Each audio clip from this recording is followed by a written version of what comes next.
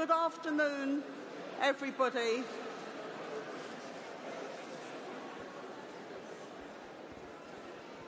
Good afternoon. My name is Lindsay German. I'm the convener of the Stop the War Coalition. I'd like to welcome all of you to London here today for this historic conference against war, for peace, against militarism. And I know that London is famous and Britain is famous for our Palestine movement. We have had 35 national demonstrations and thousands of local demonstrations. And we are really proud of that movement, but I'd like now to ask the representatives of our movement here in Britain to come forward onto the stage just to welcome you as well.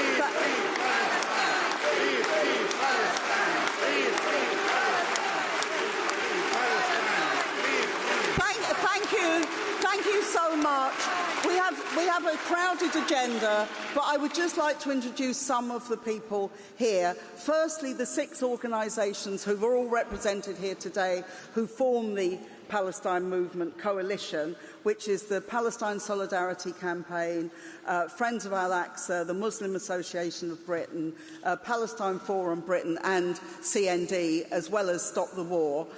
So welcome to all of those. Welcome to our honoured guest today, Mustafa Barghouti, who we are so pleased has joined us here from Palestine. Welcome to the wonderful campaigners for the prisoners, the many prisoners who are in Israeli jails, and I'd like to thank them all in the Red Ribbons campaign, which is about supporting and defending the Palestinian prisoners. We have the Global Alliance for Palestine here as well, and we also have 2 or 3 other people I would like to mention. One is Stephen Kapos, who is a Holocaust survivor who has been one of our main campaigning organisers in this movement over the last couple of years.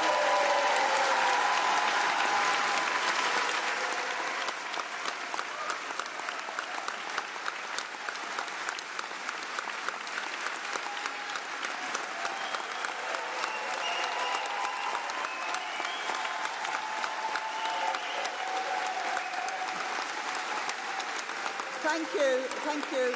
And I would like finally to say a couple of words which I know everybody here is aware of, that our movement is constantly being criminalised and that we have seen the terrible sentences for the Filton campaigners, and therefore I'm happy that NIDA is here representing the Filton campaign.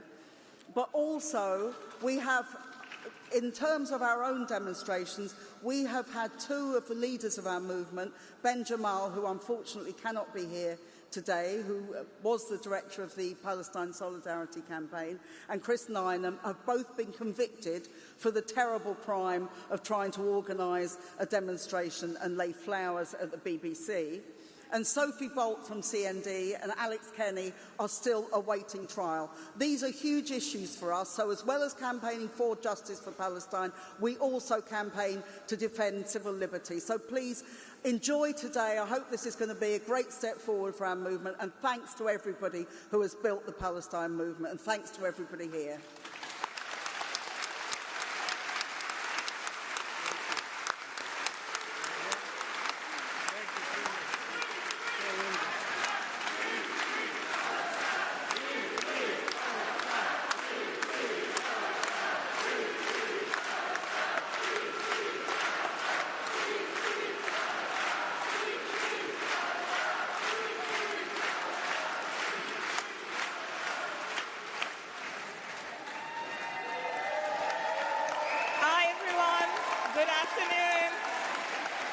après-midi.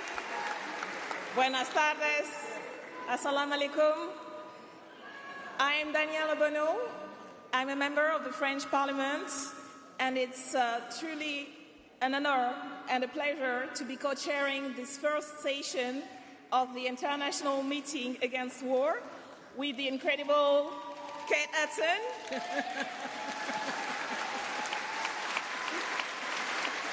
We have inspiring speakers that will address this conference throughout the afternoon.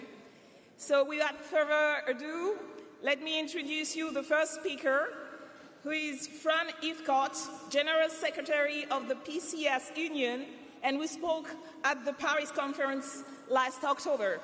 Fran?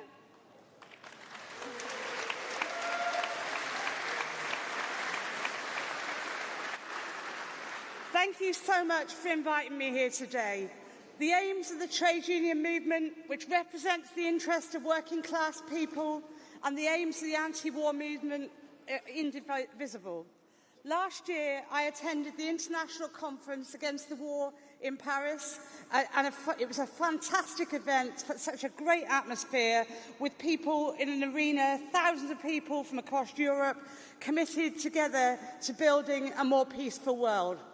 Earlier this week, I was in Dublin as part of a conference bringing together 28 trade union organisations from 15 countries, organised by the European Trade Union Confederation, which represents 45 million workers across Europe. That conference was agreeing a plan to develop trade union capacity in conflict resolution and peace building, and to develop the role of trade unions in humanitarian action and defending international humanitarian law. My members have been clear that their solidarity is always with the oppressed, those suffering under illegal wars from Iraq to Palestine, from Ukraine to Lebanon. We have also seen how Putin's invasion of Ukraine and Trump's bombing of Iran has had huge and devastating impacts on the living standards of working class people all around the world.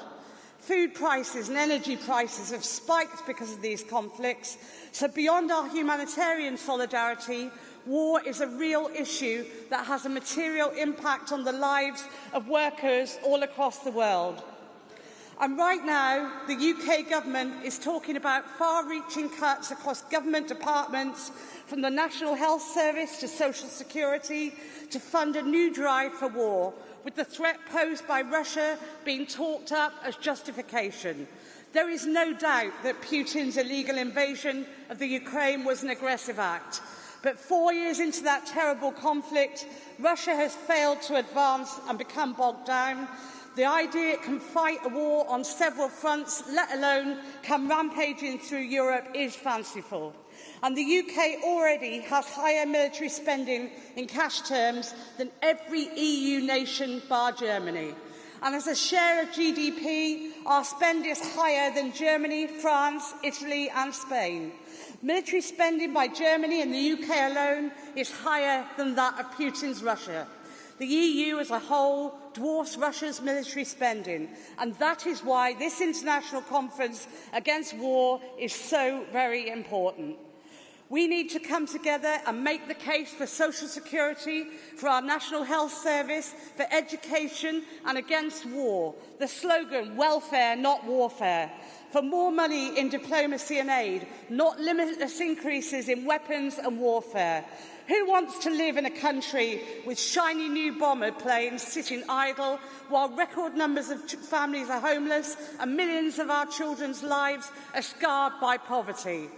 Who wants new battleships when the NHS waiting list means access to vital health care is effectively rationed and social care remains a national disgrace?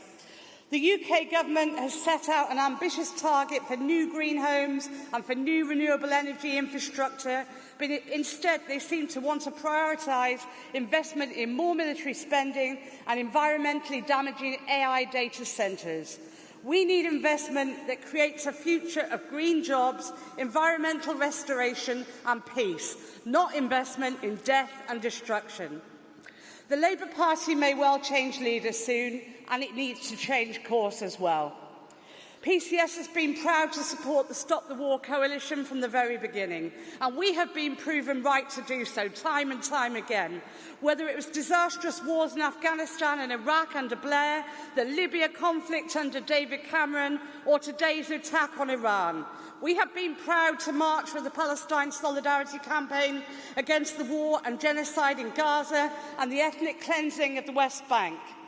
The political class have got it wrong time and time again, but the people in the UK and around the world have been proven right to oppose war and to stand in solidarity with all of those under attack. And PCS, my union, will continue to do so.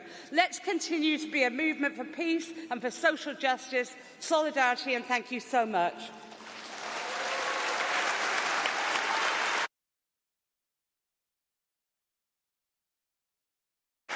Thank you so much, Fran, for those inspiring words, and thank you for your solidarity and support for our movement. I'm very delighted to welcome our next speaker, John Trickett. John is Labour MP for Normanton and Hemsworth, and he's chair of the editorial advisory board of the Tribune magazine. Welcome, John. Thank you very much indeed. Comrades, friends, brothers and sisters, we were told for more than half a century that there wasn't enough money to pay people a proper income when they went to work for a living, or to pay for our services. And we were told there wasn't enough money to tackle the climate crisis and all the other problems facing humanity. But suddenly, I've got an extra minute from that. Suddenly, money has appeared as if from a magic money tree. And what's the money for? It's for war and for rearmament. And when you think about it, it is completely immoral that we've been told for so long that there is no money, and suddenly it's been found. Her Majesty, the only elected President von der Leyen in the European Union, wants a European army, unaccountable to anybody. Think about that for a second. But my point is this, that the West is already armed to the teeth. If you ask how much money is spent on defence by the European Union, the UK, Israel and America, it amounts, which is 11% of the world's population, but they spend 60% of all the money which is spent on arms. 11%, and we're paying for it, working people, our movement, providing 3/5 of all the expenditure on arms in the world. And when you boil it down, what does it amount to? £330 million per hour, every hour of every day, of every week, every month and every year is spent on defence. But in that same hour and all those other hours afterwards, 900 people die somewhere in the world from extreme poverty. And who's paying for all this money, for this £300 million an hour? It's us, it's the working class. It's people who work for a living. They pay for it in taxation, to pay for arms. We pay for it because we're paying increased tax for food and other things. We pay for it because prices are rising. Somebody's telling me to calm down. I'm getting excited. And also for food manufacturers and also for the petrochemicals industry. Okay.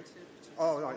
I beg your pardon for ceux qui vont traducir mes mots ou mis palabras, lo siento.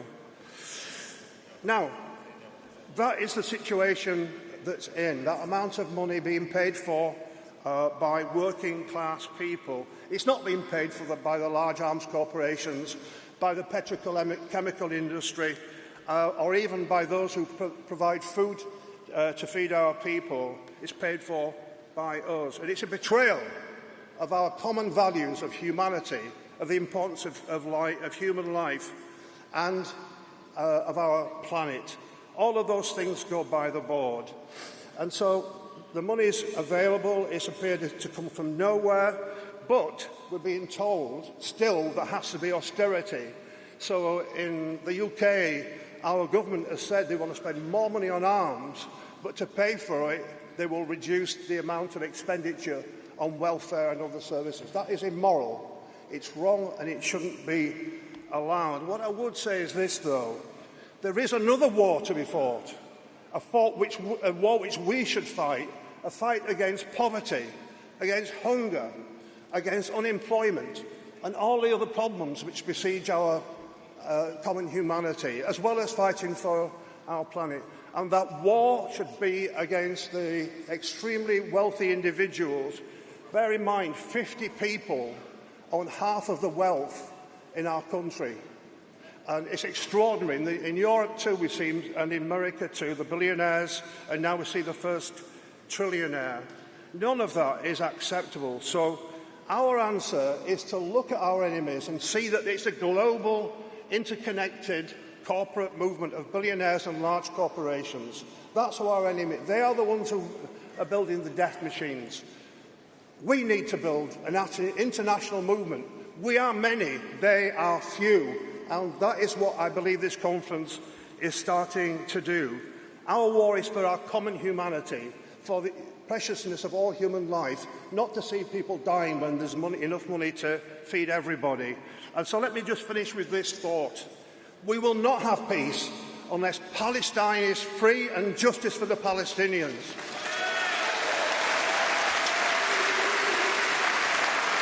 But I want to send a second message to the madman in the White House. Get your grubby hands off of Cuba. Cuba also should be free. Thank you very much. Thank you, John. Thank you very much to all our speakers. I'm going to ask the following speakers to speak close to the mic because we got translation, and to speak slowly so that the translator can do the best work. So now, here comes Richard Burgon.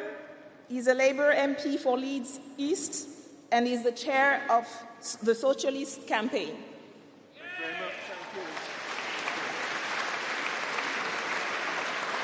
2026 began with Trump bombing Venezuela and kidnapping its president.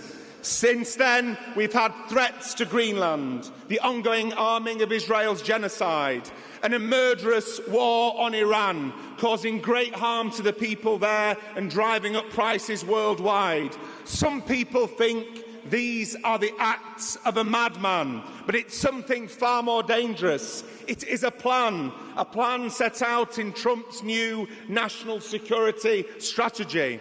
Trump's security strategy is a new form of US gangster politics, where might is right, where the international rules established after World War II are ripped up because they stand in the way of American power. That system was far from perfect, but Trump's alternative will make the world more dangerous for everyone, including here in Europe, where Trump's strategy makes clear he wants far-right parties in power, and his billionaire allies are pushing hatred online to achieve that. But Trump's strategy places one region in its crosshairs more than any other: Latin America. The strategy is explicit. Latin America, its resources and its 700 million people will be a US colony. Trump's strategy says the United States will, and I quote, reassert and enforce the Monroe Doctrine to restore American preeminence in the Western Hemisphere. It's a vision of domination. Venezuela was just the starting gun, not just an oil grab of the world's largest oil reserves, but the start of a new power grab, a power grab to dominate an entire continent. And make no mistake, Cuba is next in line. Because to control an entire region, you must first defeat those who most consistently resist domination. For decades, Cuba has been a beacon of independence, an example of national sovereignty over resources, proof that a small country can refuse to submit. That's why Cuba is deemed a threat. That's why Trump believes Cuba must be broken. And that's why we must now build the biggest movement of solidarity with Cuba. Because no nation on earth has shown greater solidarity with others than Cuba. Where Washington sends bombs around the world, Cuba sends doctors. Where the USA backs genocide, Cuba helped to defeat apartheid in South Africa.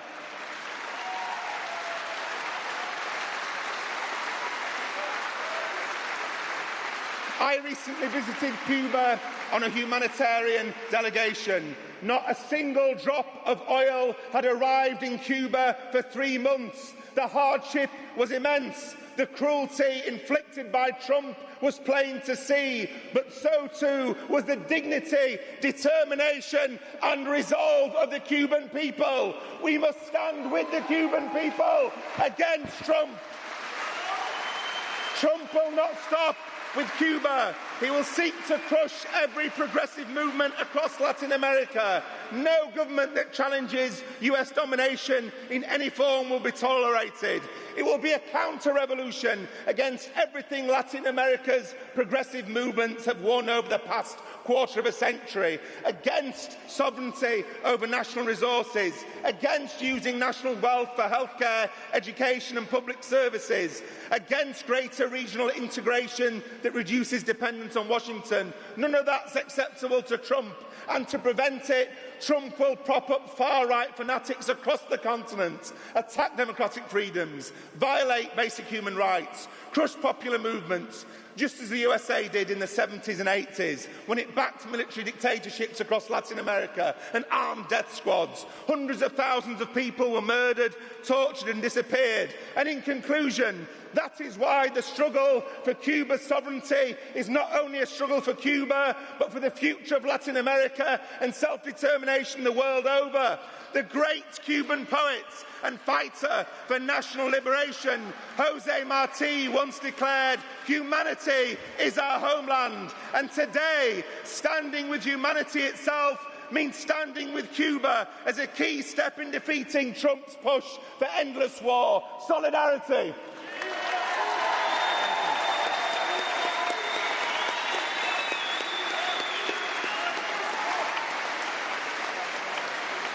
Thank you very much, Richard. Thank you for those powerful words. I am pleased now, proud indeed, to welcome two exceptional anti-war activists. We have Igor Romanchuk from Ukraine and Andrei Demidov from Russia. A big welcome.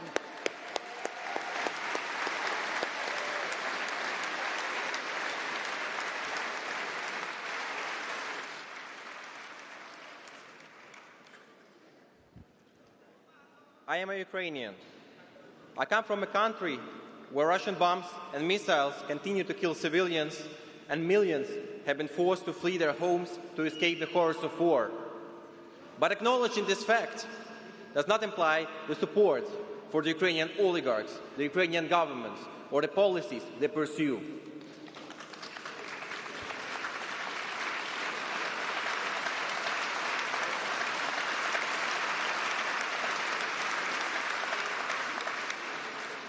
All too often, we are presented with a false choice. We are told, either you support Putin or you support Zelensky. Is it Russian chauvinism or Ukrainian nationalism? Is it one ruling class or the other? But people in Ukraine, Russia, Britain, Sudan, or Iran are not obliged to choose between different ruling classes.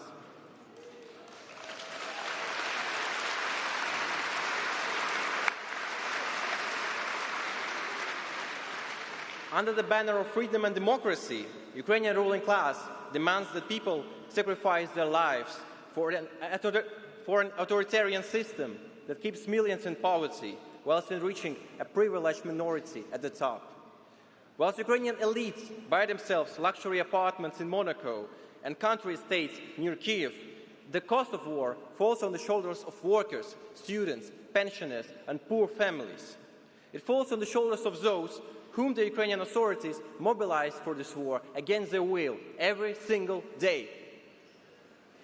Those who oppose these policies in Ukraine today face criminal persecution and imprisonment.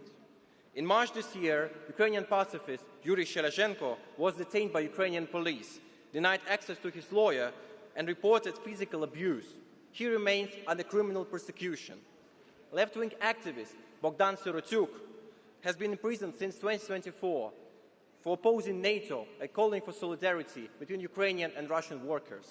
And just earlier this week, Natalia Kozachenko, a mother of a minor child, has been sentenced for 5 years for criticizing Zelensky on social media. Real solidarity with Ukraine means supporting Ukrainian people and not their regime.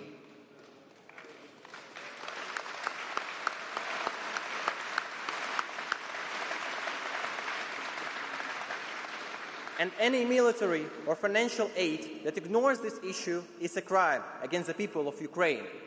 Ukrainians want to defend their homes, families, and their freedom of choice.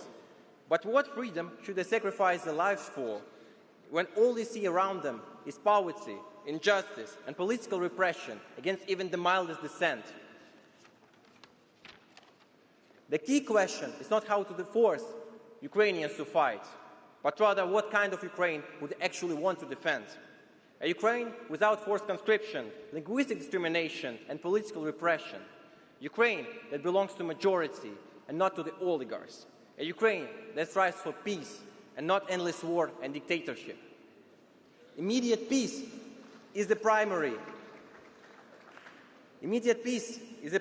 interest of Ukrainian people, not capitulation as the ruling class is trying to portray.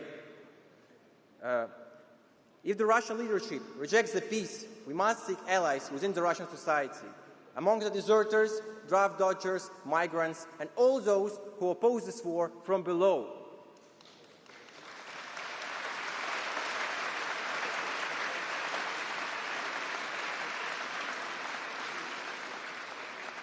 Russian deserters are not enemies of the Ukrainian people, but natural allies in this struggle against this war. And those who reject the war need legal protection and the means to support their lives after the migration. This is one of the most practical ways to help the cause of peace today. People today are caught all over the world between Western and anti-Western imperialisms, which differ only in the faces at the top. And this is why we need a strong international anti-war movement today. It must show that there is an alternative to endless war based on the shared interests of ordinary people from both sides of the front lines. We call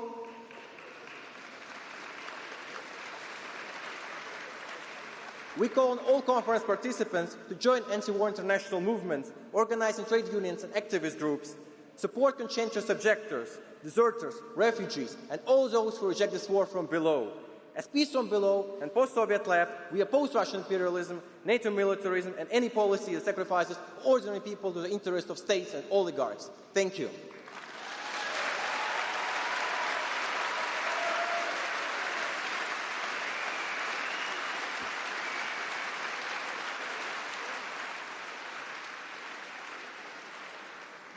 Bonjour camarades, je vais m'exprimer en français parce que la France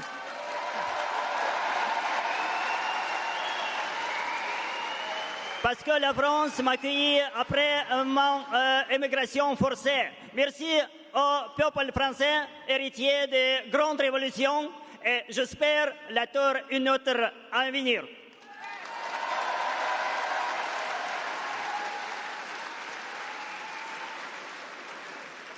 Je représente l'Union des gauches post-soviétiques, russo-ukrainienne coalition La paix par en bas. Mais je suis russe. Mes camarades, ils restent en prison en Russie. Et les autres continuent l'activité clandestine. Et ils ne peuvent pas relever leur nom. Et c'est moi qui les représente aujourd'hui. Les médias occidentaux et les élites politiques répètent sans cesse qu'il n'y a pas de résistance anti-guerre en Russie. C'est faux. Après 4 ans de guerre, la résistance devient enfin massive. Mais il s'agit rarement de manifestations ouvertes. Le plus souvent, ce sont les armes des faibles. Sabotage, insoumission, désertion, refus de participer à la guerre. Aujourd'hui, des milliers de Russes demandent à la justice de les emprisonner pour désertion plutôt que de retourner au front.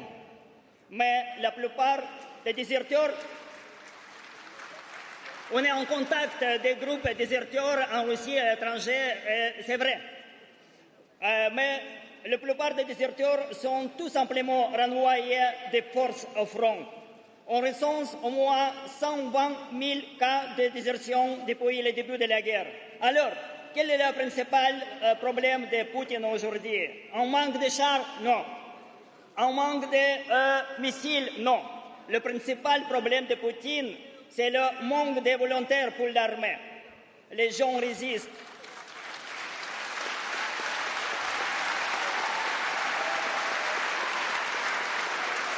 Les gens résistent discrètement, individuellement, souvent sans organisation ni représentation politique. Et c'est précisément cette résistance passive des millions de personnes qui devient la plus grande menace pour la machine de guerre de Poutine. C'est pourquoi nous lançons aujourd'hui une campagne internationale de solidarité avec les déserteurs russes.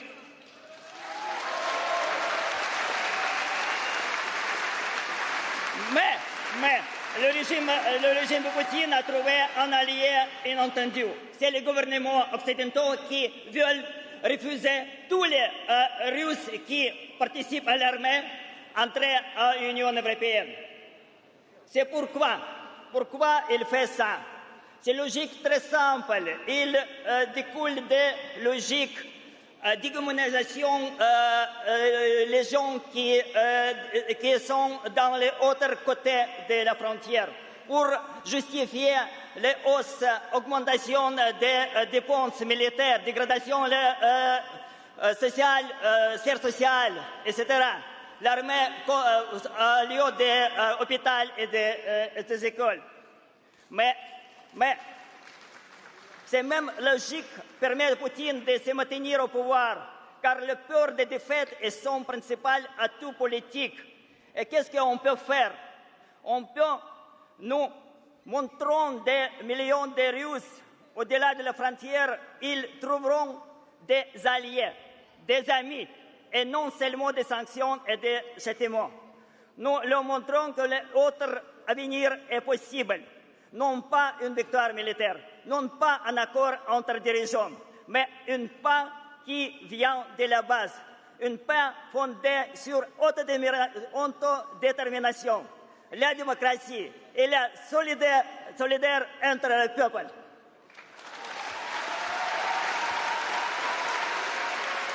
Thank you so much, Igor and Andrei. Solidarity. This is what solidarity and internationalism looks like. Our next speaker is Motin Ali. He is the deputy leader of the Green Party of England and Wales. Motin?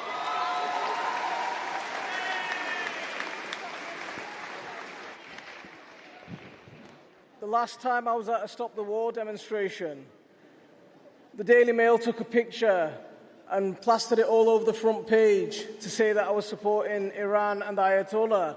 So for the Daily Mail journalists today, there's going to be some interesting headlines for you for tomorrow. Let's see what they can come up with. But right now, the world is in a real dangerous place. That demonstration that I last came to was to stop the war against Iran, an unprovoked attack led by Israel. Israel has been allowed to bomb the Middle East without repercussion. They committed a genocide in Gaza. The Lancet estimates over 200,000 people have been killed. And Israel tries to pretend that it was fighting a just war. What it was trying to do was fight and take land, and we're seeing that replicated in Lebanon right now. As long as rogue states like that are allowed to go unchecked, there can never be peace. As long as they can attack a nation that hasn't attacked another one.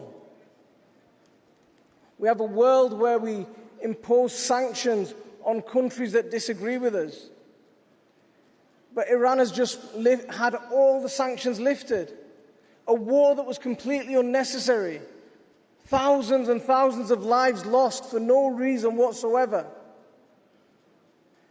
Lives lost only for the military-industrial complex to gain strength. We had a by-election in Makerfield very recently. And Labour's trying to rebrand itself with Andy Burnham as a leader of the left. He's not a leader of the left. There's a risk that he's continuity Starmer.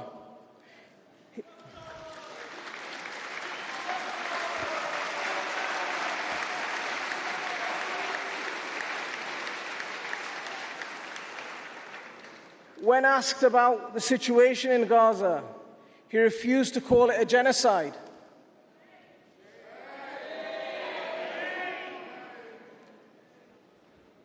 And now he's tweeting about cutting welfare to support more warfare.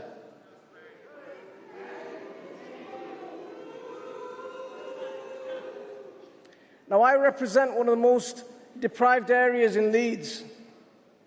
I have mothers calling me up because they can't put shoes on their kids' feet. And we have a situation where poverty and the gap between the rich and the poor is constantly increasing.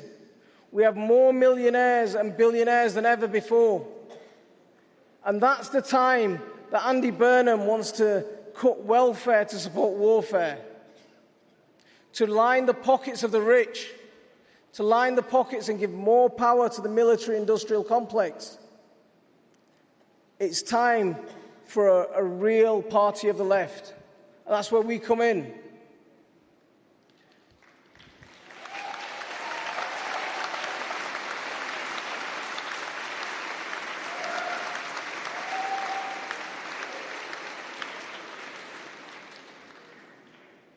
We have to stop our infighting. We have to make sure that we can rally behind one point and say, right, if we want change, we've got to be the ones to drive that change. No one's ever going to be perfect. No party's ever going to be perfect. But we can do what we can do to try and make it perfect. And we can make sure that any political party out there, we have enough influence to make sure that they're campaigning and fighting for the issues that are important to us. The Green Party has consistently stood for the right of the Palestinian people.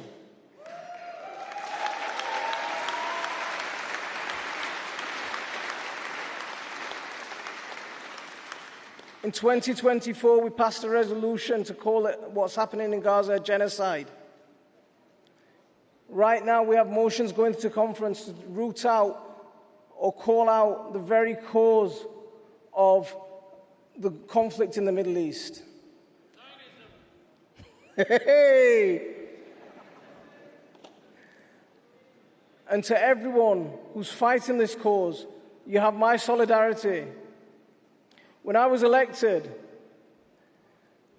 I said a sentence that got me dubbed as the Gaza Councillor. So I'm going to end this speech with those same words, and I want you all to repeat them with me. We won't be silent.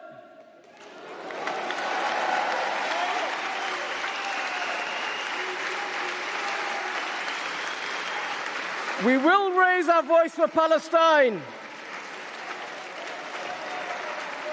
We will raise our voice for Gaza. Allahu Akbar!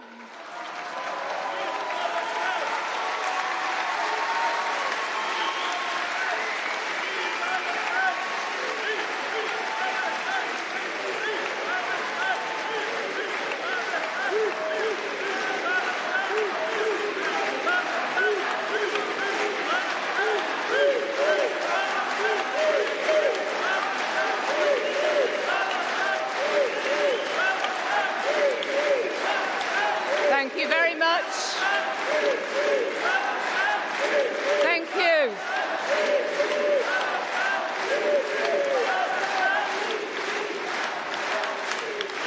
A big thank you to Mohsin Ali for his powerful words. And I'm delighted to welcome our next speaker, who is Lorena Delgado Varas, an independent MP in the Swedish Parliament and a member of the Thumud Flotilla for Gaza. Welcome, Lorena.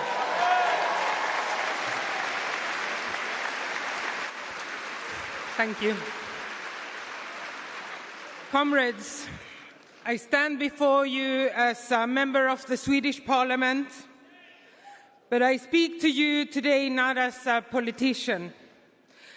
I speak to you as a comrade, as an anti-imperialist, as a member of the working class community, and as a mother.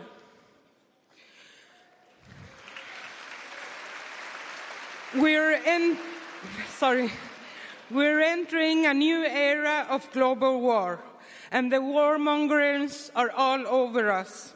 In Palestine, with the genocide, Lebanon, Iran, Cuba, Venezuela, Sudan, Congo, Mali, and in all the countries where they're beating the drums of war by attacking our democracies, our welfare, and our children's futures. Obviously, this is impacting all our areas of society, on the workers within health, education, on the investment on the environment, on housing, and obviously on all of us, as all of this is linked to our everyday life. We have seen the change in Sweden for a while now, and it's time for others to see it as well. They've been selling out our education, our health, our housing. We have an unseen employment. And after cracking the Swedish society, when people are too tired to take the fight, the expansion of militarism, the weapon industry comes. It started with conversations between the Social Democrats and wealthy families of the weapon industry. After those conversations, the government handed over the NATO application.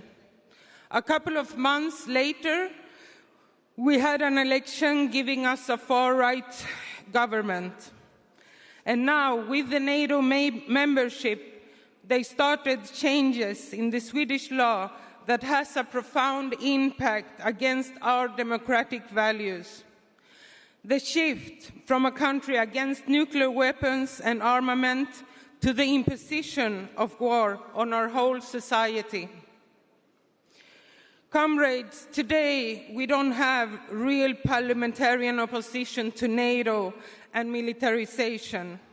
Not a single party is against the military budget. The left and the Social Democrats even sees it as a way of creating new jobs for the youth. All of this goes hand in hand with the racist laws that are being applied against asylum seekers and targeting our children. There is a fundamental disregard on life, on working class lives. Today, every building in working class areas has a family afraid of getting deported. Thousands of families torn apart as their children are being deported. Not the whole family, just the children. Our children are threatened with imprisonment. This is exactly what they want to do. They want to change the mindset on the working class. Comrades, my roots are in Latin America. There are also fascists spreading from country to country, Bolivia, Chile, Argentina, and so on, preparing them to hand over the resources that will feed the wars. Our fight has to unite the peoples from all over the world. That's the only way to stop this beast. I wanted to give you a short example of the changes in Sweden. One is the law on the military cooperation. The government can now allow NATO and any of its member states to carry out military operations from Swedish territory. Through the DCA agreement, the United States has the power of all our military bases, and more than that, our land, sea, and airspace. The government has also the right to transfer authority for the exercise of public power to foreign military forces. This means foreign soldiers can exercise state authority in Sweden. We are losing our sovereignty. Well, I won't have time to tell of all the law changes, but there are two things. Our struggle is international, comrades. We have to join forces. And our force and fight has to unite workers and peoples from all over the world. So, comrades, let's end this wheel of capitalism and imperialism together. Join the forces through union, indigenous people, and students under the banner of No to War. Long live Palestine. Long live the student movements. Long live the international solidarity. Thank you. El pueblo unido jamás será vencido. El pueblo unido jamás será vencido. El pueblo unido jamás será vencido. Thank you so much, Lorena. Thank you so much, Lorena, for your incredible work in the Parliament and in the movement. Our next speaker is Jan Otsen. He's the president of the Bakers, Food and Allied Workers Union, which issued actually the invitation to the Ukrainian and Russian speakers. The floor is yours.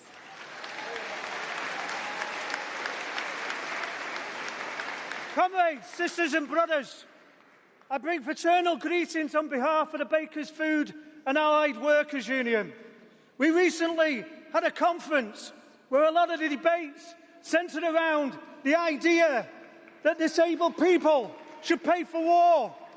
Our members refuse to accept impoverishing disabled people to pay for military expansion. Our members say very clearly what they want is our public services and our people properly funded, and let the military raise its funds through charity and fund runs. Let's see how the military works then. We're very clear that war will never benefit our class. We're very clear that working class communities do not benefit from military expansion, and we understand. Oh, sorry.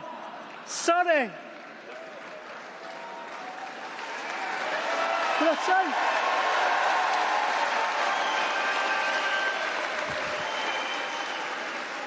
For the interpreters, I'll slow down.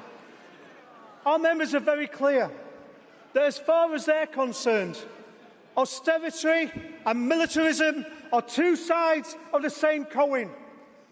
For us, in the Bakers Union, we believe our future should be built on better wages, that we should have council housing and a fully funded NHS.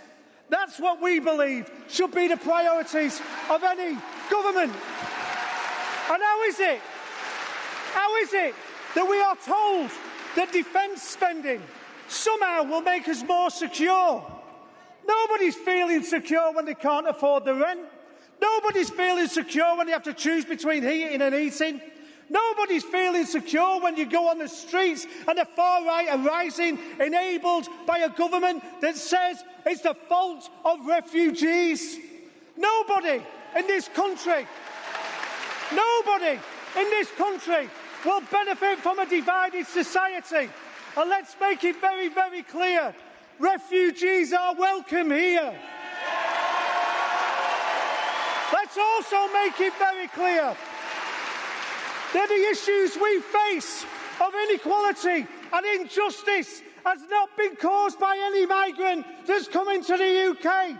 is created by politicians and in the boardrooms of every company across the country, and a military machine that drains us. But building from here is so important. The aim of today is to unite people around an understanding that we can build something better. And we have to recognise that building something better is not putting all of our money into helping a genocide in Israel, but that carried out by Israel. And we also have to recognise too that condemning Israel for its genocide in Palestine is not anti-Semitism either. And I also want to give a shout-out to those people that have been put in prison for taking direct action. Those people were standing up for humanity. They were standing up for the right to live. And every Palestinian is entitled to the right to life, just like we're all entitled to decency, respect and dignity. And that's why it has to be about how we build that in our communities and take the argument that the idea that somehow we can bomb our way into a democracy or we can bomb our way into better lives. It's never going to happen. It never has. And I say to you today, I'm proud to be here, proud to speak to you, although I went a little bit too fast, but solidarity.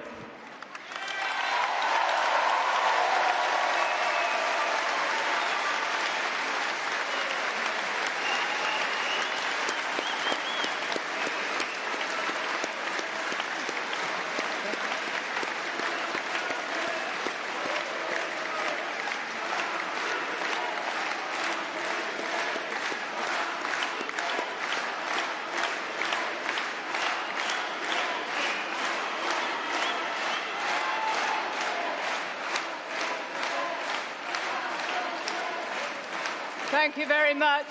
Thank you very much, Ian Hodson. You've got a new big following across Europe now. Pleased to see that. Please welcome our next speaker, who is Jo Grady. She's the General Secretary of the University and College Union, and she moved the successful Wages Not Weapons motion at last year's TUC Congress. Thank you, Jo. Friends, it is an honour to be here with you today. I am very proud to be the General Secretary of the University and College Union. We represent more than 120,000 education workers in colleges, universities, adult education and delivering education in prisons. And I am so pleased to be here with such an amazing crowd. All of us standing together against the war machine. And we couldn't be gathering at a more important time. There isn't a corner of the world where wars aren't already raging, or where imperialist rivalry doesn't threaten to ignite yet more. And all the while, workers, ordinary people everywhere are bearing the brunt of a broken economic system. Here in Britain, in the past few weeks, the headlines have been dominated by Labour politicians telling us that we are not spending enough money on the military, that we need to be arming ourselves to the teeth and preparing for war, that Keir Starmer should be spending even less money on education and public services and more money on bombs, fighter jets and misery. Friends, they are living in a fantasy land. They are so pumped up by their own war propaganda, they could not be any more detached from reality. But for us, the workers' movement, Labour, people's rights, people's dignity, they cannot be an afterthought. We in the trade union movement see this clearly. We see the realities facing our members. We see, in particular in the UK, unprecedented attacks on our universities. Our universities, once the envy of the world, we now see tens of thousands of jobs at risk. We see whole departments at risk of being wiped out. Academic disciplines disappearing. The Labour government is doing nothing. Yet last week, friends, there was a miracle. The Labour government suddenly found tens of millions of pounds, £80 million to be exact. But it wasn't to save jobs. It wasn't to save departments closing. It wasn't to free students from a lifetime of debt. No. It was to strengthen the UK's defence industry. And there we have it laid bare. There is never any money for staff, students, our colleges or our universities. But when we make it about the military, then the cash will flow. Last year, our union, UCU, there are banners all around the hall, we said we have had enough. We were ashamed that the official position of the TUC, Britain's trade union confederation, which represents over 6 million workers, their position, friends, was that we as a trade union movement should unquestioningly support increases in military expenditure, that we should back military Keynesianism. UCU members, our activists, demanded that our union change this.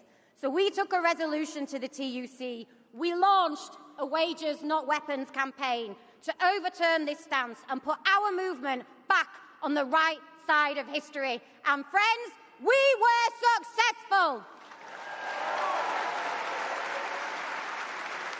The British trade union movement is clear. We will not be bought off by their war machines. Our priority is wages and welfare, not weapons or war. And I'm really pleased to announce to you here today that we will be taking this campaign further. Over the coming months, we will be bringing the campaign back to the TUC in September with a resolution that asks questions that our government never does. What are we defending? When a country is ruined, when no universities are left standing, when our public services are on their knees. To truly defend our country, we must refuse to surrender to decline. To truly defend our country, that means investing in our NHS, it means rebuilding our public services, it means giving people decent, affordable housing and secure employment. And it means that we have to be clear as a trade union movement. We do not want jobs at any cost, and we do not want our young people conscripted. And I will finish very quickly on these words. Welfare, not warfare. Wages, not weapons. Solidarity and free, free Palestine! Free, free Palestine! Free, free Palestine! Thank you.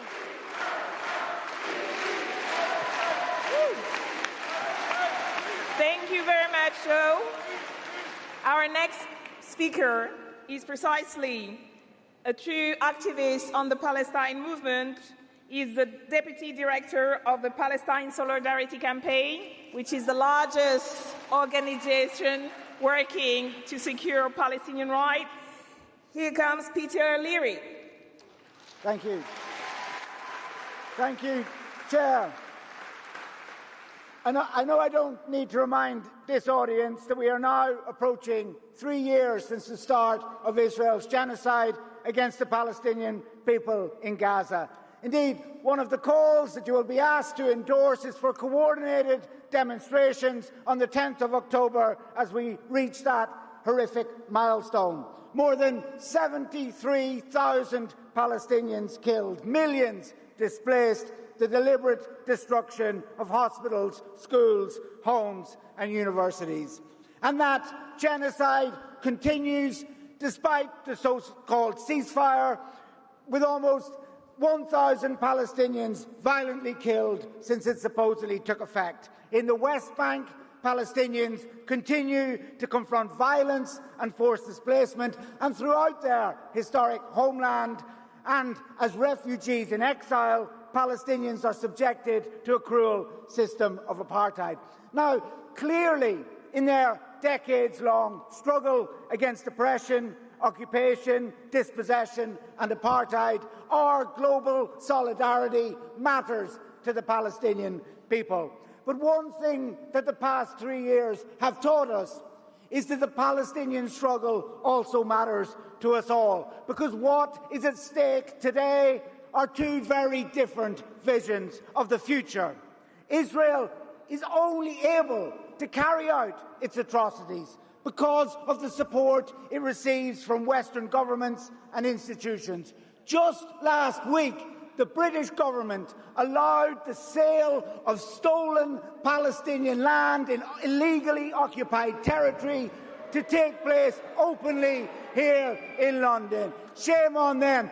I don't think they know the meaning of the word. And what happens to those who speak out and oppose these crimes? They are demonised and criminalised and subject to attacks on our democratic rights. And it is those same governments whose moral bankruptcy has been exposed by their support for Israel's crimes that are dragging us all towards disaster. From Venezuela to Cuba, Iran, Lebanon, across the world, the US is increasingly trying to use military might to bolster and maintain its declining economic position. That is what it means to live in a world of impunity. They want to use Palestine as the testing ground for what Palestinians have described as a might-makes-right order that threatens humanity at large. But for that very reason, the struggle and determination of the Palestinian people can inspire all of us to resist. Because the paradox of this moment is that the global movement for Palestinian rights is stronger now than it has ever been before. In the past few years, we have built the largest, most sustained protest movement since the struggle for women's suffrage. From weekly shopping baskets to town halls, the campaign for boycott, divestment and sanctions is growing. Across Britain, dozens of local councils have now endorsed divestment of pension funds from companies that are complicit in Israel's crimes. Consumers are refusing to buy Israeli apartheid products, and students are demanding an end to complicity on their campuses. This week, PSC launched a new campaign, Delete Genocide Tech, targeting Cisco Systems, Oracle and other corporations that provide Israel with the technology it uses to target and monitor Palestinians. Even the government is starting to feel the pressure. For millions of voters, Palestine is now on the ballot when they go to the polls, and it is in no small part due to this issue that Keir Starmer's Prime Ministership is now coming to such an ignoble end.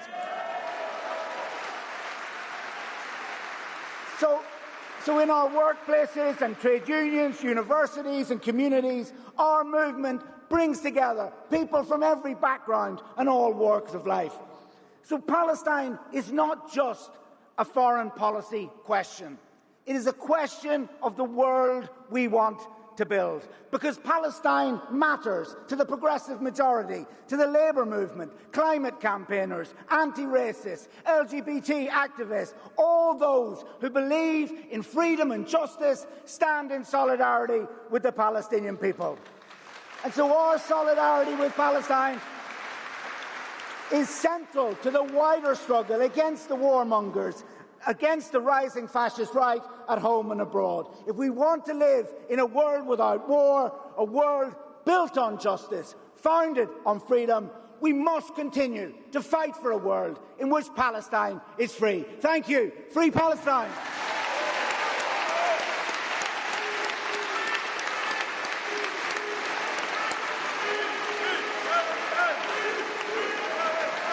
Thank you very much indeed, Peter. Thank you. And solidarity with the work of the Palestine Solidarity Campaign and the entire Palestine movement. I'm pleased now to welcome our next speaker. Will be known to many of you, I think, Medea Benjamin, the American political activist and co-founder of Code Pink. Please welcome Medea.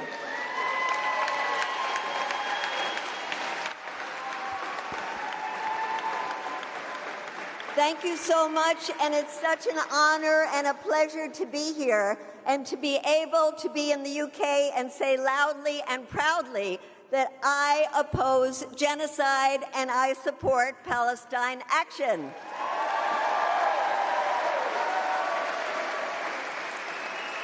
You might see members of Code Pink in Congress running after the Congress people, trying to expose them for their shameful positions when the majority of the American people do not want to keep sending our tax dollars to Israel.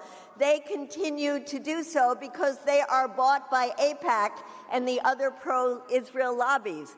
We put their faces and the amount of money they get from these lobbies all over social media. We make them shamed at what they are doing. And we are forcing many of our politicians to change their policies. We now have 77 members of Congress who have signed onto a bill called Block the Bombs, No More Weapons to Israel. And with elections, it has been so exciting to see that pro-Palestine candidates, despite all the money that AIPAC puts into these campaigns, they can win. We see the wonderful mayor of New York City, pro-Palestine. We see in Washington, D.C., you might not have known, but last week there was a primary in which a social democrat pro-Palestine candidate won and will be the next mayor of Washington, D.C.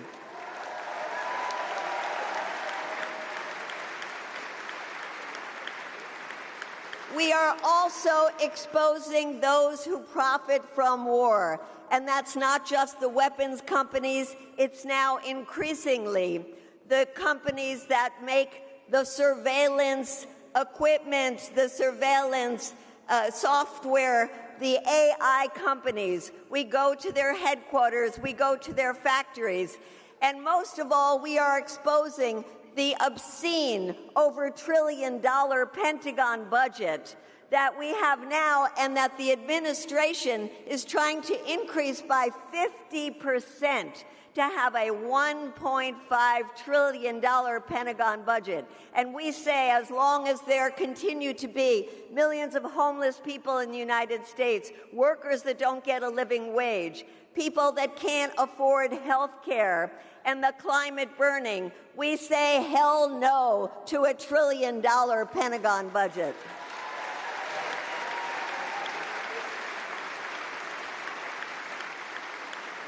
We also know that war is not just dropping bombs. There is warfare by economic means, and that is what the U.S. government is doing to Cuba right now with a depraved policy, a psychotic, evil policy of depriving the Cuban people of oil, of food, of medicines, of White House people cheering while the infant mortality rate doubles, while babies are dying in incubators. And we at Code Pink are being investigated for the crime of bringing humanitarian aid to the children's hospitals. We will continue to do that and say, hands off Cuba.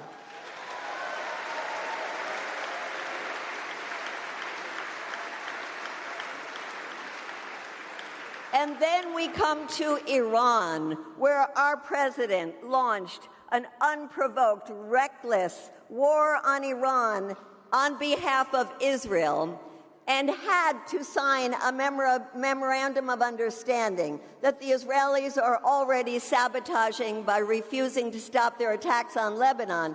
But let's understand why Trump was forced to sign that. One, because the U.S. could not win on the battlefield. Two, because of the global pressure, because of the economic effects of that war. And 3, because this was the most unpopular war in the United States in modern history, the American people said no.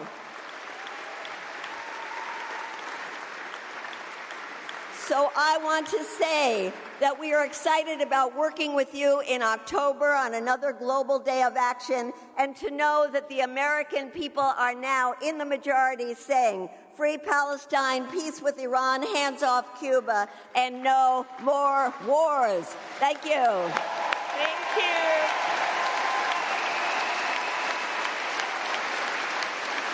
Thank you, Medea.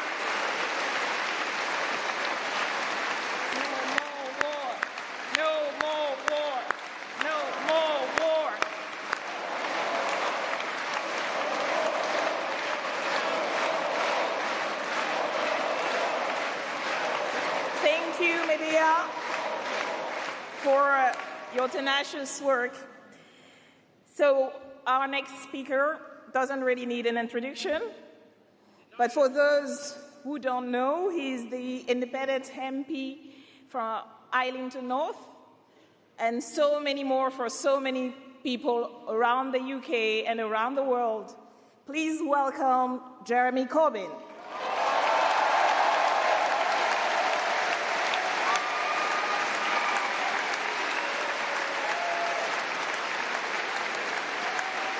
Thank you. Thank you.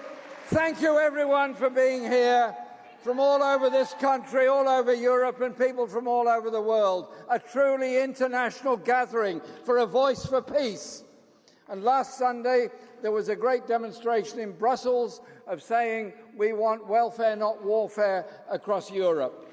What we're doing is assembling in large numbers, offering an alternative global voice, because there's already a global voice for big business, a global voice for racism, a global voice for war, a global voice for inequality, a global voice for environmental destruction.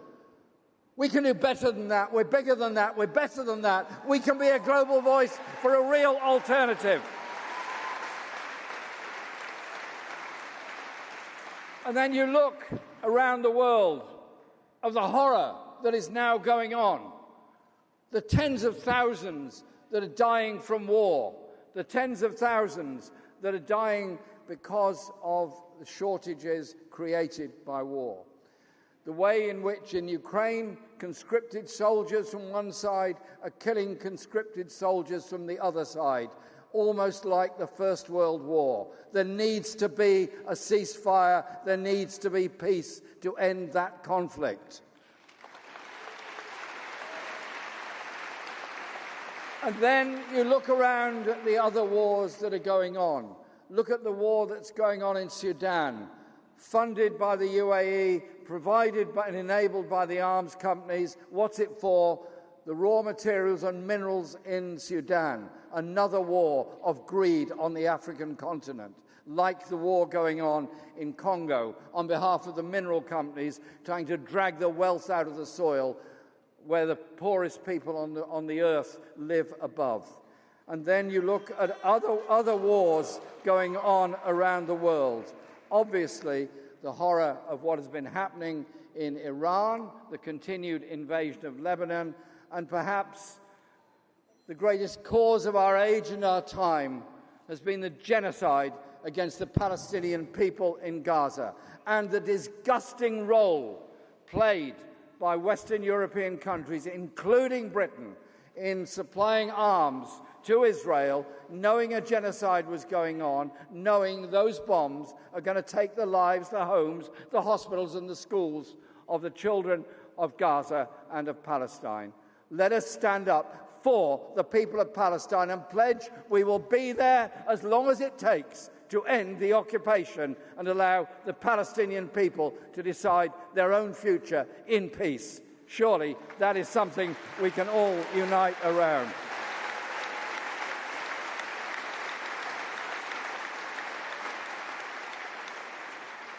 The real issues facing this world, of course, are an end to those conflicts, but they're also the environmental destruction going on before our very eyes, the the climate change that is happening, the extreme weather patterns that are happening, global poverty and inequality, and 70 million people who are refugees with no home to call their own.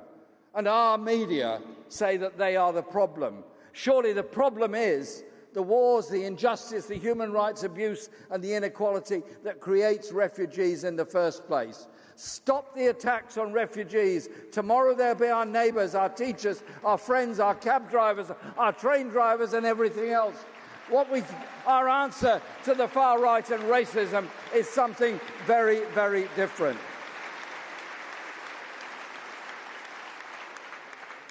And the last thing I'd say is this. Last year, the world as a whole spent $2.7 trillion on arms. That money was money not spent on health, not spent on housing, not spent on environmental improvements. That was money flowing straight into the coffers of the world's arms companies. The lobbying power of the arms industry, the profitability of the arms industry is massive.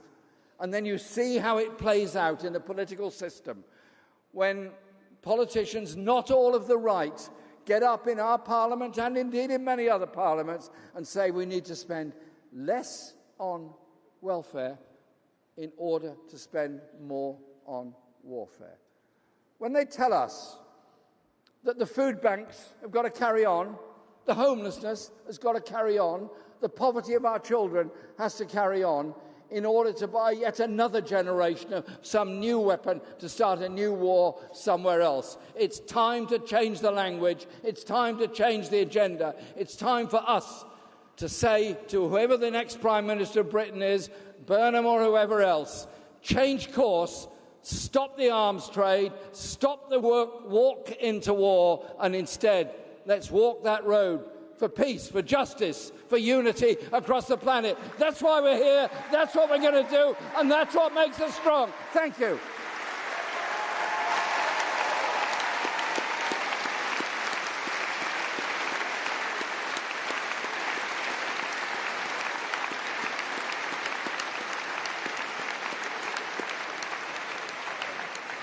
Thank you, Jeremy, for your inspiring words.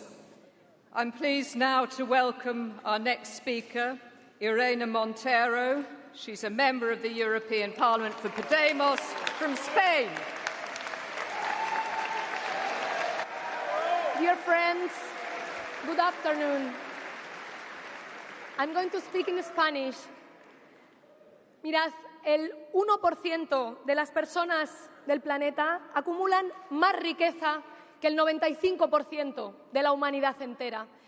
Esta enorme desigualdad solamente puede sostenerse con un cruel ejercicio de violencia. Los dueños del mundo están en busca de más riqueza que acumular. El genocidio, el rearme, la guerra son parte de la misma estrategia de negocio. Los dueños del mundo usan la guerra y el genocidio para someter a la humanidad, para controlar los recursos más valiosos del planeta, para acumular más poder y más riqueza. Con el gasto militar mundial de un solo año, podríamos acabar 10 veces con el hambre en el mundo. ¿Por qué nos dicen que acabar con el hambre en el mundo es ingenuo, es utópico? Si tan solo con los 800.000 millones de euros que Europa está gastando en el rearme se podría acabar con la pobreza extrema y garantizar sanidad, educación, alimentación por 10 años a la población más vulnerable. Mirad, en los últimos años estamos viendo el primer genocidio televisado de la historia y no lo hemos parado. Israel y Estados Unidos han bombardeado ilegalmente Gaza, Cisjordania, Yemen, Líbano, Irán, han entrado en Venezuela, amenazan a Cuba. Y en Irán, Estados Unidos e Israel iniciaron una guerra ilegal que decían que era por la libertad, por la democracia, por el pueblo iraní, por las mujeres. Pero el resultado es que se ha abierto el estrecho de Ormuz, que ya estaba abierto antes, se ha conseguido un alto al fuego que ya existía antes de esa agresión ilegal. Irán ahora está más unido que nunca contra el imperialismo yanqui y contra los genocidas israelíes. Europa, Inglaterra, Estados Unidos le van a quitar las sanciones económicas a Irán, que según sus propias mentiras eran por la libertad, eran por la democracia, por lo que según su propia historia, según sus propios relatos, según su propia mentira, ahora defienden menos la libertad que antes y muestran, especialmente Europa, que es sumisa y cómplice de los crímenes de Estados Unidos y de Israel por todo el mundo. Y por el camino se han perdido miles de vidas, se han destruido escuelas, hospitales, carreteras, se han derrochado miles de millones de dinero público de todos vosotros y vosotras, de todos los pueblos de Europa, dinero que es de la gente, que paga con sus impuestos, que debería estar en nuestros hospitales, en nuestras escuelas y no en la guerra. La gente ha estado pagando más por la gasolina, por los alimentos, por la vivienda. Pero los milmillonarios de las empresas energéticas han ganado 23.500 millones más gracias a la guerra. Palantir, las empresas armamentísticas subiendo en bolsa. Europa ha aprobado un rearme de 800.000 millones de euros y es el principal comprador de armas a Estados Unidos y el principal socio comercial de un Estado terrorista como es Israel. ¿Qué tipo de ser humano hay que ser para ver en la guerra un negocio? Para estos locos estamos haciendo el rearme, para estos multimillonarios estamos gastando el dinero de nuestros hospitales, de nuestras escuelas, en sus guerras. He visto aquí autobuses que dicen "The Army is recruiting now". Para esta banda de locos estamos entregando a los hijos y a las hijas de Europa, de la clase trabajadora. El jefe del ejército francés dijo hace poco que Francia debía estar dispuesta a perder a sus hijos. No lo estamos. Si quieren guerra, que vayan ellos. Si quieren guerra, que la paguen ellos, nuestros hijos e hijas, en las escuelas, en los parques, sanos y salvos. Y mirad, también hay que cuestionarse por qué seguimos siendo parte de una alianza militar cuyo jefe es Donald Trump, el mayor peligro para la humanidad en este momento. Seguir en la OTAN nos pone en peligro. Por nuestra seguridad hay que salir ya de la OTAN. La paz, compañeras y compañeros, es la tarea política más importante. Europe must once again stand up against war, against genocide, against rearmament, against NATO. Compañeros, friends, dear comrades, free Palestine, stop the war, hands off Lebanon and hands off Venezuela. Stop the war.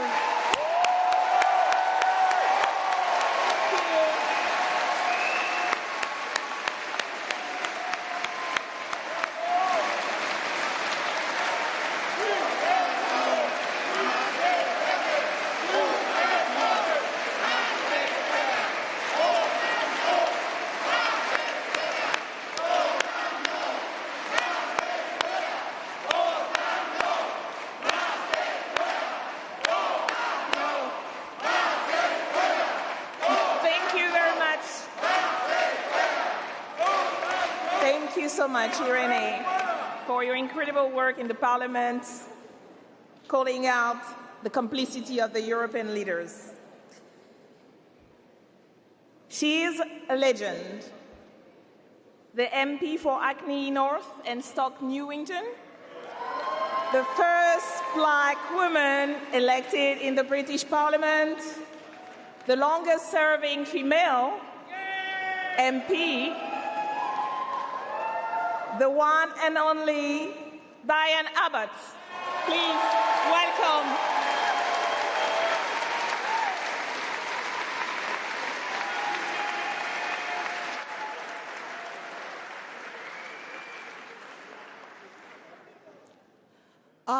am very privileged to be at this conference and to see it so well attended, because it proves that there are huge numbers of people in this country and in Europe who want to fight for peace.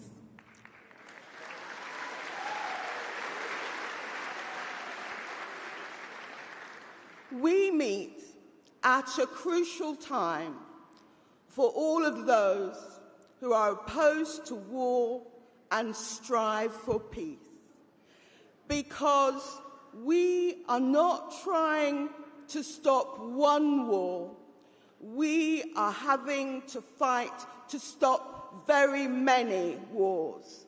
We have had an invasion and a coup in Venezuela. The same is threatened against Cuba. Nigeria has been bombed. The Yemen has been bombed. There was a coup in Syria. There's an ongoing genocide in Gaza, and tragically, our government refuses to call it a genocide. There is the rampage against the Palestinians in the West Bank, a full-scale invasion of Lebanon. There is a military build-up against China. There is the war and blockade in Iran. And finally, there is one of the biggest wars in Europe since the Second World War, the NATO campaign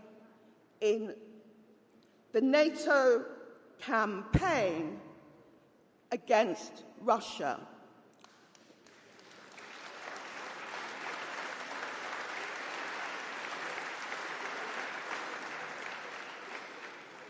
And all of these wars have one thing in common. The United States is central to them all and has initiated most of them. Now, there are debates about the meaning of US strategy in relation to war. Some people feel that the US is confining itself to the Americas. Some people believe it is limiting its reach to the Western Hemisphere. None of this is true. Any close reading of the documents tell us that the primary aim of US actions is to reassert US primacy across the globe. It is America first and last. It is make America great again by making others worse, including allies. It is a plan for global domination. In the 1950s, the US accounted for 40% of the world GDP. Now it is only about 1/6 of the world GDP. The United States has lost out and is losing out to the global South in general and China in particular. The United States has lost its economic dominance. So the United States is now attempting to reassert its former economic dominance primarily through a combination of trade wars, sanctions, and war. And it has enormous advantages in this project. There's the overwhelming dominance of the US military. It spends roughly as much as the 9 times of the next countries, 9 times more than the other leading countries. But one of the advantages of the US is the size of its military.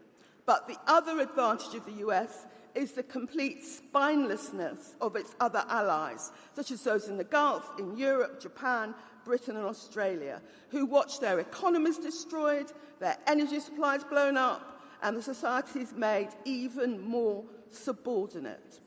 But, despite all these advantages, not everything is going to plan. The US lost the first few rounds of the trade war with China. It seems wary of attacking Cuba, and it has achieved nothing in Iran, which means that we have to be determined to fight, not just in Europe, but internationally, to campaign for peace and unite with all of those governments and movements and peoples who oppose this US rampage. It is good to be here. It is good to see you all here. And the campaign will continue and our campaign will win. Thank you very much.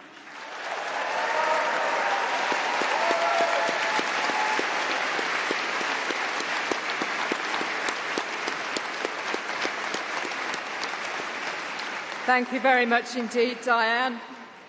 I'm pleased now to welcome our next speaker, Yasmin Adam. Yasmin is head of media and politics at the Muslim Association of Britain, which is one of Britain's most outstanding anti-war and pro-Palestine organisations. Welcome, Yasmin. Thank you.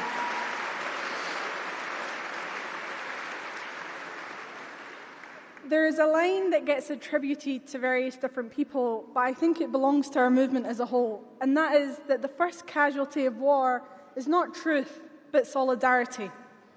That those who send others to die have always known that their greatest vulnerability is the moment working-class people look across the lines that have been drawn for them, be it of race, of religion, of nationality, and recognise one another. 23 years ago, along with our colleagues at Stop the War and C&D, we built the foundations of an anti-war coalition against the Iraq war.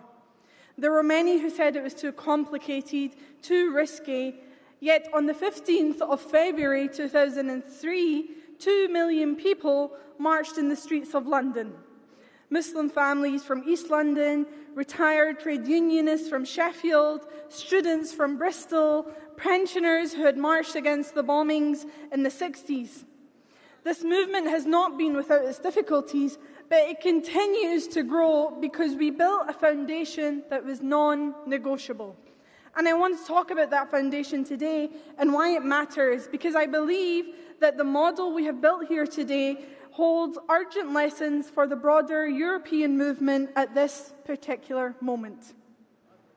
There is a tendency sometimes to treat different forms of oppression as though they are separate streams. Racism over there, war over there, far right somewhere else, workers' rights in a completely different box, and yet our movement has been successful because it understands that these are not separate streams. They flow from the same source. Before the war on terror became a foreign policy, it had to start as a domestic policy. That required the racialization of my community as an inherently suspect population. And what followed was a surveillance infrastructure that treated Muslim communities as a threat to be managed. The Islamophobia industry that was built after that, be it the think tanks or the media or the politicians that built their careers on anti-Muslim hatred, was built on that logic. And the wars that followed that, be it in Baghdad or Kabul or in Gaza, followed that same logic. That because if you can persuade enough people that certain lives are worth less, you can keep the bombs, bullets, and export licenses flowing.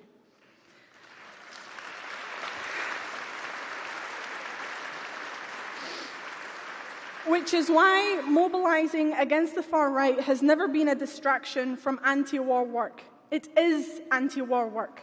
The same donor networks across Europe and Northern America back the same governments that are accelerating military spending, talking about conscription, and framing the choice between guns and public services as though it is not a choice. Islamophobia and warmongering come off the same production line.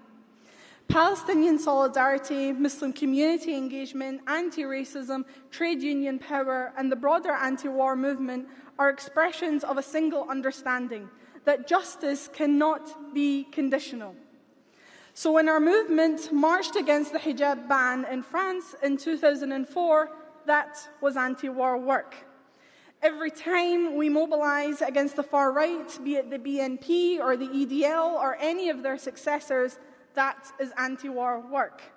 because we have to refuse every time the government tells us which victims are legitimate and which are not. That is the very essence of anti-war work.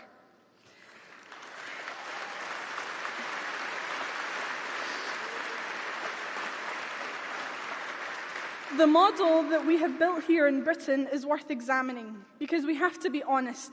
Some European movements have found it easy to stand against Western imperialism in the abstract rather than defending Muslim communities in the concrete.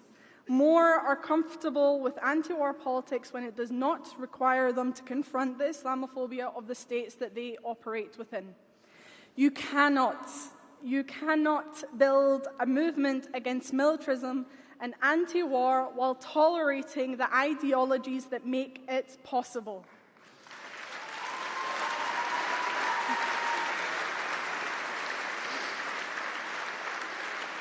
You cannot oppose the arms companies and the NATO spending agenda whilst remaining comfortable with the notion that Muslim communities are a threat to be managed. So we have to accept that either we stand for the principle that racism, Islamophobia are tools of divisions, or we do not. Either we stand for justice without exception, or we do not. Either we build a movement that every working person of every faith and none, every background and in every country can see themselves in, or we do not. I know which movement I want to be part of. It is one that has continuously shown it can bring millions to the street. And I hope that is something that we can urgently replicate across Europe for the sake of all our future. Thank you.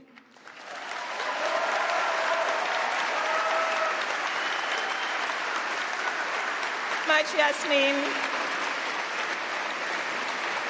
So many brilliant speakers and so many of you. Let me tell you, there are so many people. All the place is packed. There's so many people downstairs than here. So thank you so much for your participation in this incredible conference. And now we're going to hear from the heart of the empire, from the belly of the beast. She is an activist, the co-director of the US Movement for Black Lives. Please welcome Amara Eniya.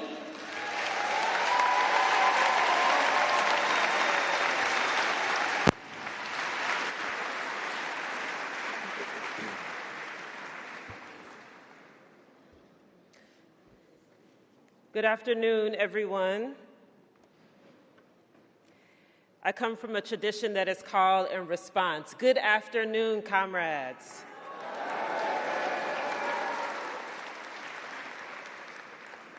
I bring you greetings from the United States, the Imperial Core, otherwise known as the belly of the beast. But I am encouraged to be in space with all of you on this occasion as we mobilize the world against the scourge of war. My remarks today are a statement of solidarity, but also a provocation. It is a provocation of utter importance, given what time it is on the clock of the world. It is time for clarity. It is time for unwavering conviction in our beliefs. Comrades, it is time for revolution.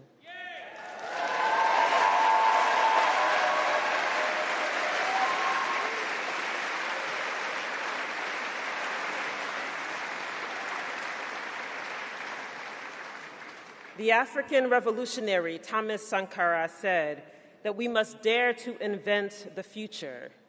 The we is us. We are at a moment in history that requires us to build the future, and it is a future that must be built on a different premise from the one we have now. It must be built on a foundation that rejects placing hierarchy on the value of human life. It must welcome our differences as inherently enriching the world and this planet. The great Pan-Africanist Kwame Nkrumah said in 1962 that any meaningful humanism must begin from egalitarianism and must lead to objectively chosen policies for safeguarding and sustaining egalitarianism. This means that in this time of world building, we must not build systems that advantage some over others because of their economic status, their race, their ethnicity, their geography, their sexual orientation, their religion, their gender, or any other category that has been used to oppress and exploit.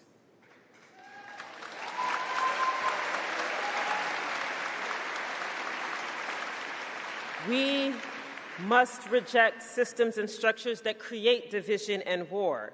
We must build systems that affirm life, that affirm our inherent human dignity, but also our interconnectedness.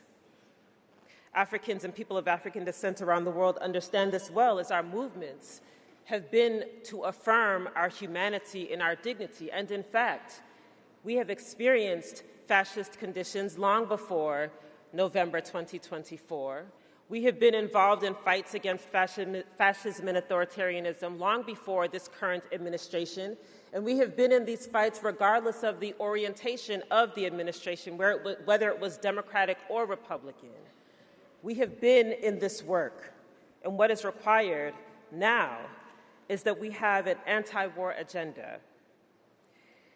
But we cannot have an anti-war agenda without an explicit anti-imperialist agenda.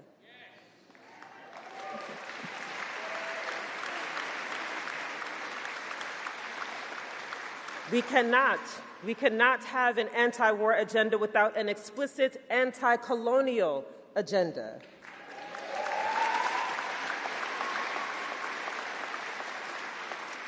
We cannot be in true solidarity with an anti-war agenda at this moment in history without calling out capitalism as a catalyst for conflict.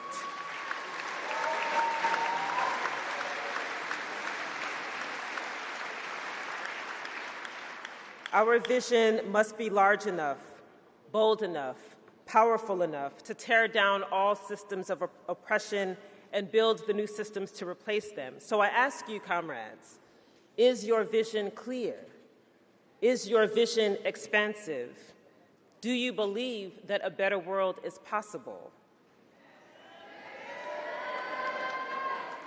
War is not just fought with weapons and troops. It is not just guns shipped to Palestine, and shouts out to the dock workers who have been fighting those shipments and the flotillas.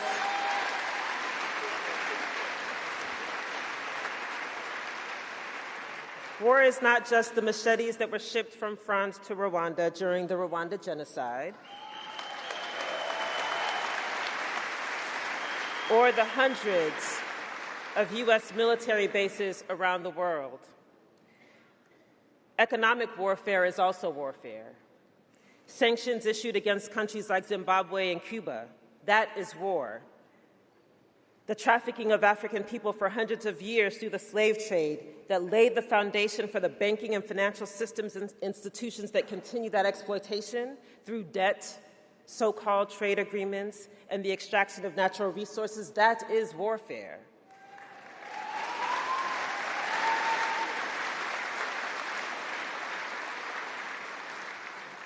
These isms, capitalism, imperialism, colonialism, racism, they create the conditions for war.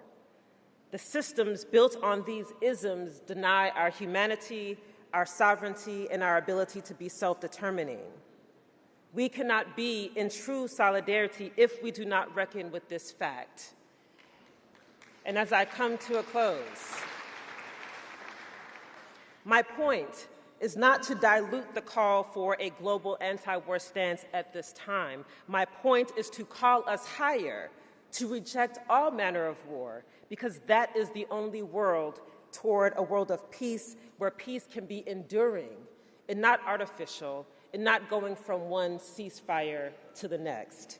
We must stand with the Palestinian people as they exercise their human rights to exist. We must stand with all people who exercise their human right to exist. We reject genocide in all its forms, everywhere, period. And this is the posture that we must have at this time if we are to build the future that Comrade Thomas Sankara called us into. Nkrumah said, "We face neither east nor west. we face forward, onward to the world we deserve, for which our vision is the correct vision, and we must fight as though we believe it. Our vision is life. The alternative is death. So we must fight like hell to live, for us, for our people, for the present, and for the future. Thank you.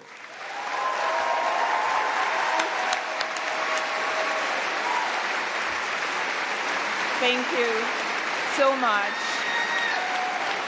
Thank you so much to all our speakers. None of us will be free until Palestine is free.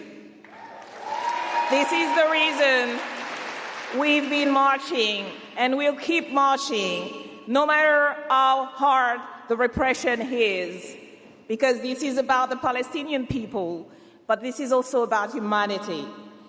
So it's a very deep honor for us to have with us a Palestinian physician and politician, the president of the Palestinian National Initiative, the Secretary General, Mustafa Barghouti. Please give him the warmest welcome.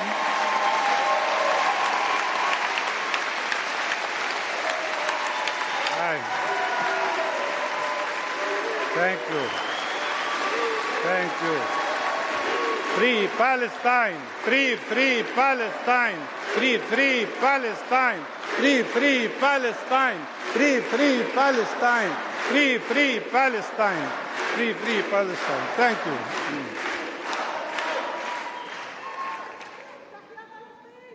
Tahya Palestine. I want first to thank you all for your great solidarity with Palestine. You give us hope.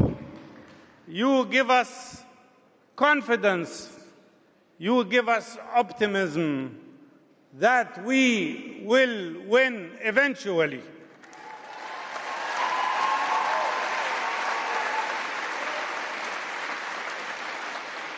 Friends and comrades, there is no place in the world, no people in the world in modern history that have been subjected to so many wars, so much oppression, like the Palestinian people have been subjected to in the last 120 years. 120 years of struggle against the most awful imperialist settler colonial project against the Palestinian people. 120 years of struggle against ethnic cleansing, against apartheid, against occupation, against all forms of oppression, and against the most terrible genocidal war in modern history. And now we have to face not only the genocidal war in Gaza, but also to face the settler terrorist gangs who are trying to imitate and repeat what the settler terrorist gangs did in 1948 in Palestine. And we are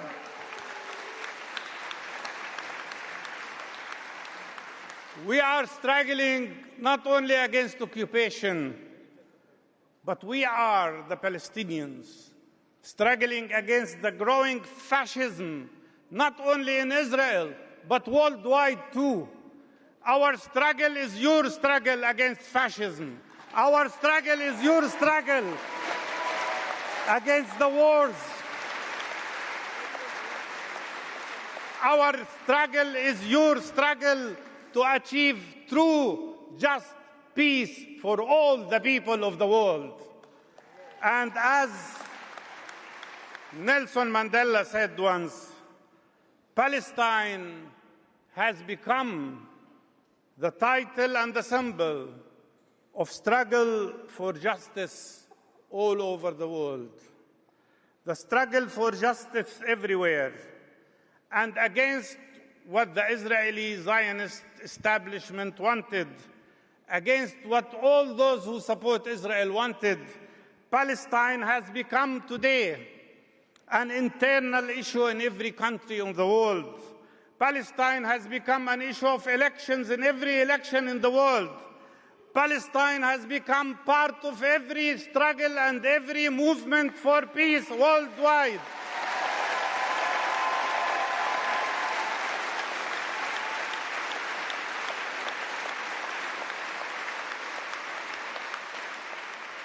There was a time when it was Vietnam and the struggle of the Vietnamese people, and they won.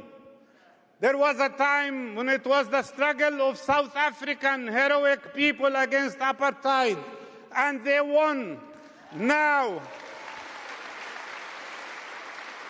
it is the struggle of Palestine, and Palestine will win.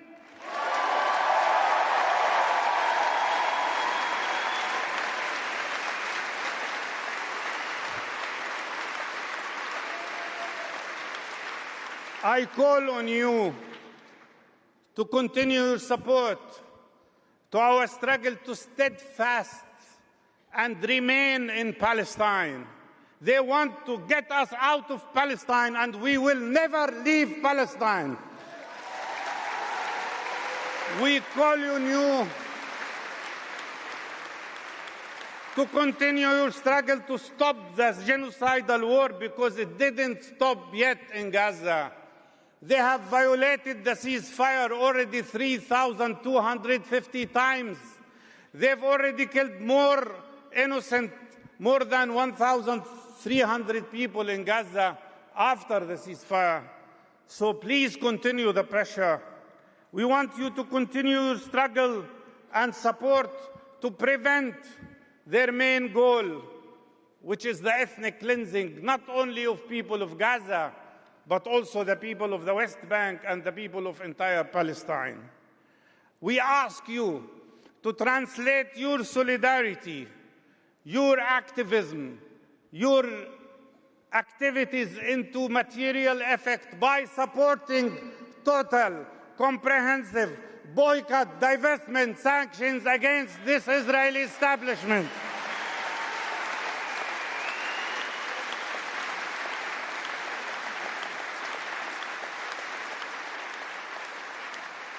And I ask you to stand with us in supporting our struggle to free our 12,000 hostages, Palestinian hostages, and they should be called hostages in Israeli concentration camps and prisons.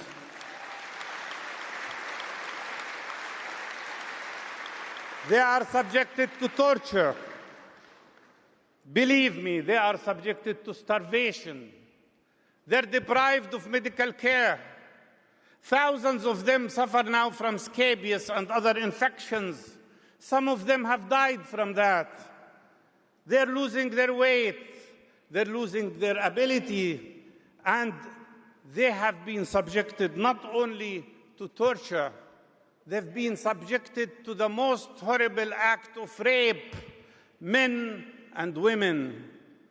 They've been subjected to being handcuffed, for some of them, for more than 2 years, imagine, non-stop. And when they had infections in their wrists, they amputated them, and many times even without anesthesia. We want you to stand up and wear this red ribbon that I'm wearing today. This red ribbon represents the right of Palestinian hostages to be free. So please wear it and struggle with us to free our Palestinian hostages from all this oppression. We want you to stand with us against the death penalty, illegal laws that they are passing to justify the execution, the field execution they are conducted against Palestinian people.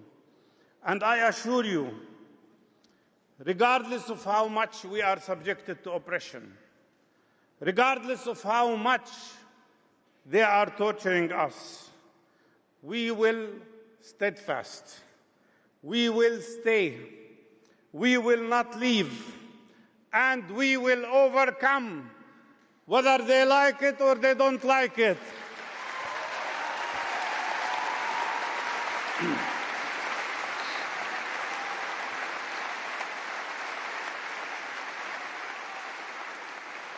People ask me sometimes, what gives you hope? And I'm a medical doctor by profession. And I want to tell you a short story. When the genocidal war started in Gaza, we were very concerned about the 70,000 pregnant women there. Because Israel destroyed all facilities. Women could not get to any clinic, to any hospital. We were worried about what will happen to these 70,000 children in the wombs of their mothers. We didn't sit down. We hired 90 midwives. And we asked these midwives to go and help women, pregnant women, wherever they are, under the war, under the bombardment. Yes, Israel viciously, criminally, killed no less than 22,000 Palestinian children in Gaza. But in the last 2.5 years, we saved the lives of 82,000 newborn children that are alive now. For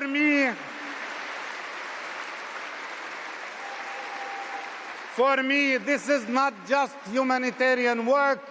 This is resistance, resistance, and resistance. And nobody anywhere in the world should deprive us from the right to resist injustice. And nobody anywhere here or wherever should prevent you from showing solidarity and practicing solidarity and resisting injustice, whatever it takes. I want to tell you, friends and comrades, there is nothing more powerful in the world than a powerful idea that its time has come. And time has come for the idea of freedom of Palestine. Palestine will be free. Free, free Palestine. Free, free Palestine. Free, free Palestine. Free, free Palestine. Free, free Palestine. Free, free Palestine. Free, free Palestine. Free, free Palestine. Free, free Palestine. Free, free Palestine. Thank you.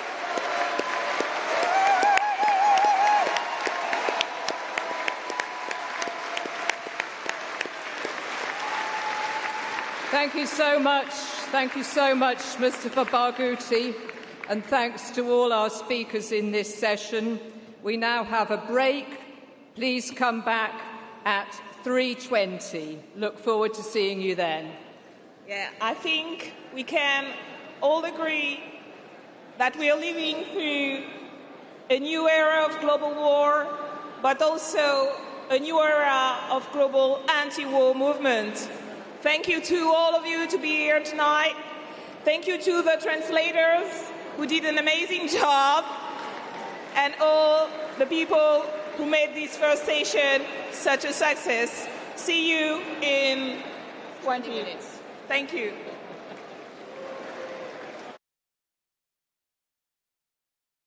Those of you, I expect many of you will want to stay in the room because we have a real treat for you.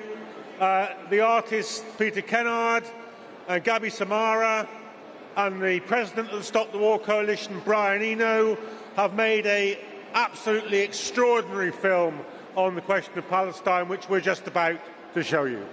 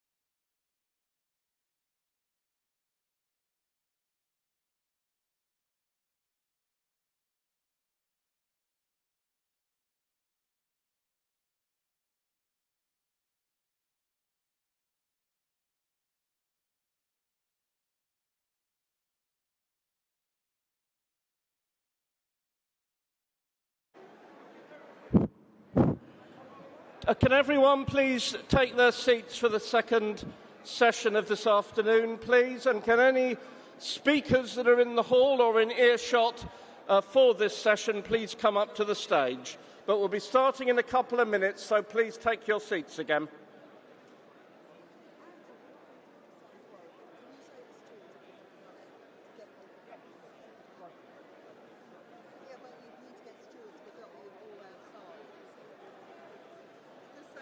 Right, stewards, can you please get everyone to come back in the hall straight away, please?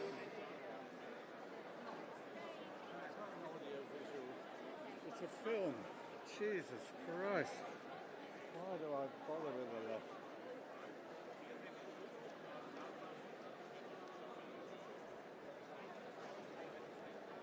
Can I borrow a pen or something?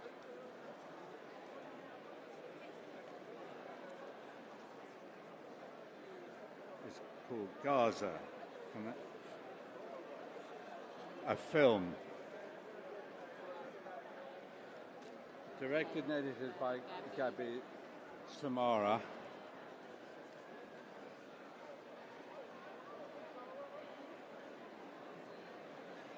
Images by Peter Kennard. Sound design by Gabi Samara. Original music by Brian Eno. Now, who's going to... Andrew Murray.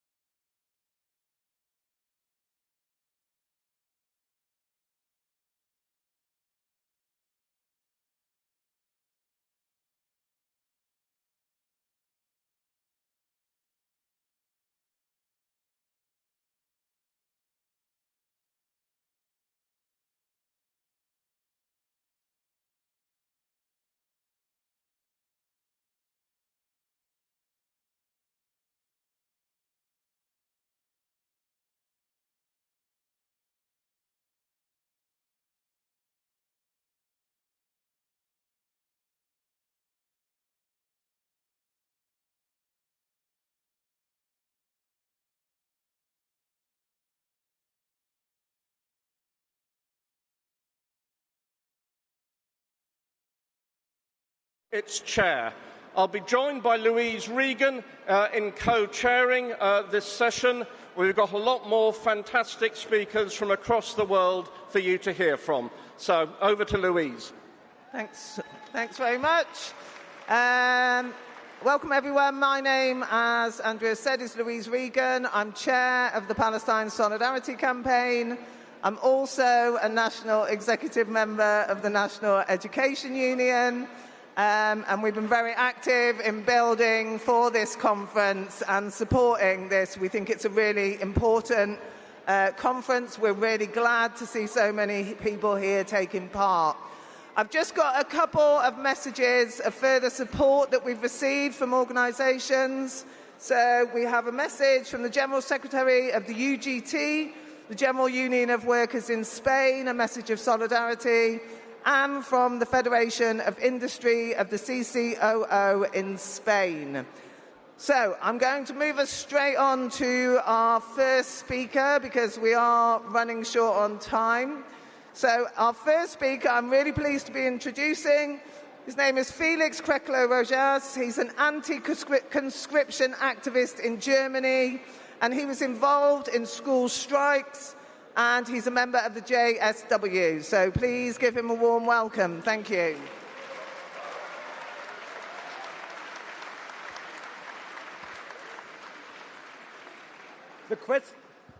The question of war and peace has ever been a question of social justice.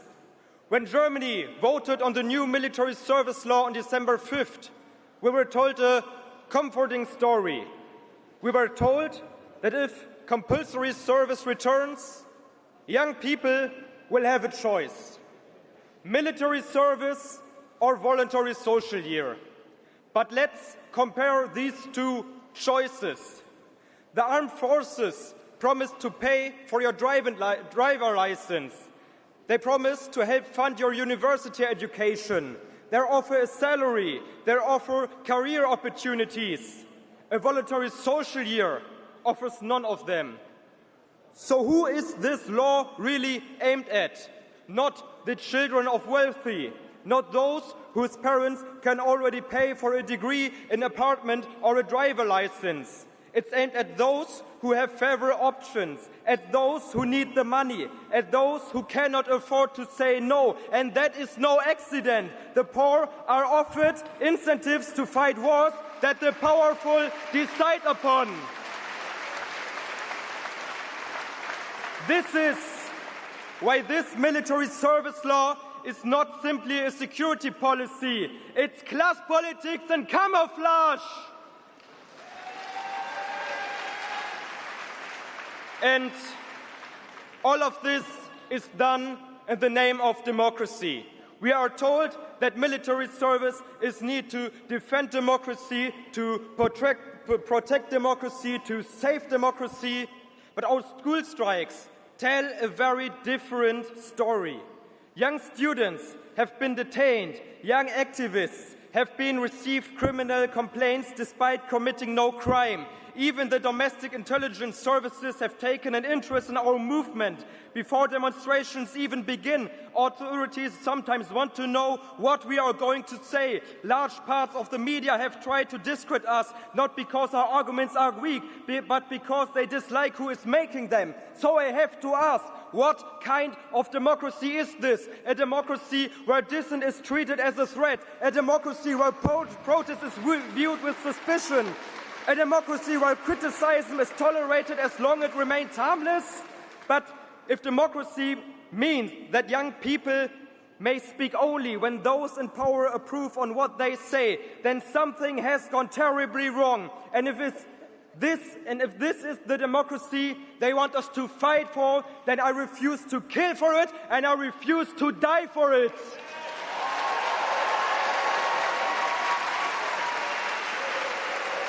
And despite everything I've just described, I remain hopeful because it makes me incredibly proud to see more and more young people find the courage to skip school and join the strikes. In Germany, tens of thousands of young people have already taken to the streets. And what makes me especially happy is that many of these young people are no longer protesting only against conscription. They have to understand that the problem is bigger than conscription itself. The problem isn't called conscription. It isn't called Hamas. It isn't called the mullahs. It's called capitalism.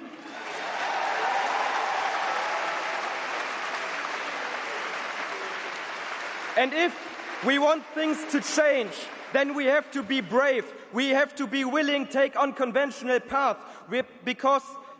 But above all, we have to stand together internationally, because conscription itself can be fought on a national level, but the underlying capitalistic system can only be fought together. And just one more thing in light of current events. I'm not wearing just any football shirt today. I'm wearing the shirt of my relatives and the shirt of my roots. Tomorrow in Colombia goes the runoff election. And in the first round, the far-right candidate came on top. A candidate who even said that he wants to do to the Colombian rainforest what Netanyahu did to Gaza. But one man stands in his way. His name is Ivan Cepeda, the left-wing candidate who seeks to succeed the left-wing President Petro. And according to the latest polls, he is currently slightly ahead. And if Cepeda wins tomorrow, Colombia can overcome capitalism. Vamos a ganar, compañeros!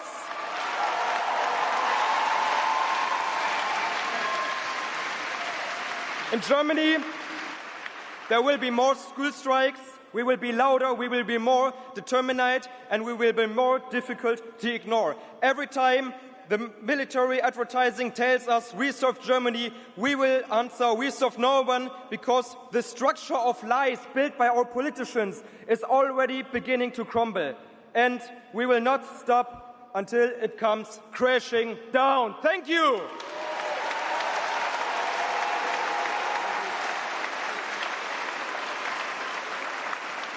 Thank you, Felix, for that fantastic start to this session.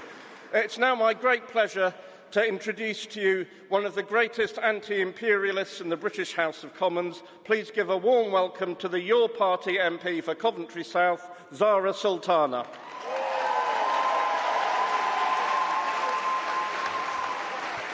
Good afternoon, everyone. It is an absolute, I'm at the fans making too much sound. It is an absolute pleasure to welcome you all to London, and I want to thank the organisers for putting on such an incredible conference where thousands of you have travelled to be here with us today. We meet at a moment of profound crisis, but also a moment of profound possibility. Across Europe and beyond, our governments are funneling endless amounts of money to fund war while telling working-class people there is nothing left for public services, for welfare, for housing or for healthcare. Last year, global military spending reached £3.9 trillion. Think about what that means. Nearly £4 trillion spent on weapons, armies and war. Nearly £4 trillion that could have been used to build homes, fund our schools, strengthen our hospitals, tackle climate breakdown and lift millions out of poverty. And here in the UK, our Chancellor has announced plans to increase military spending to £62 billion while demanding cuts across government. When pensioners struggle to heat their homes, they're told there is no money. When disabled people need support, they're told there is no money. When our public services are stretched to breaking point, they are told there is no money. But when arms manufacturers demand more contracts and military budgets rise, then suddenly the magic money tree appears. We're told that the working class must tighten their belts while defence companies celebrate record profits. So we have to ask a simple question. Why is there always money for war and never enough money for the poor?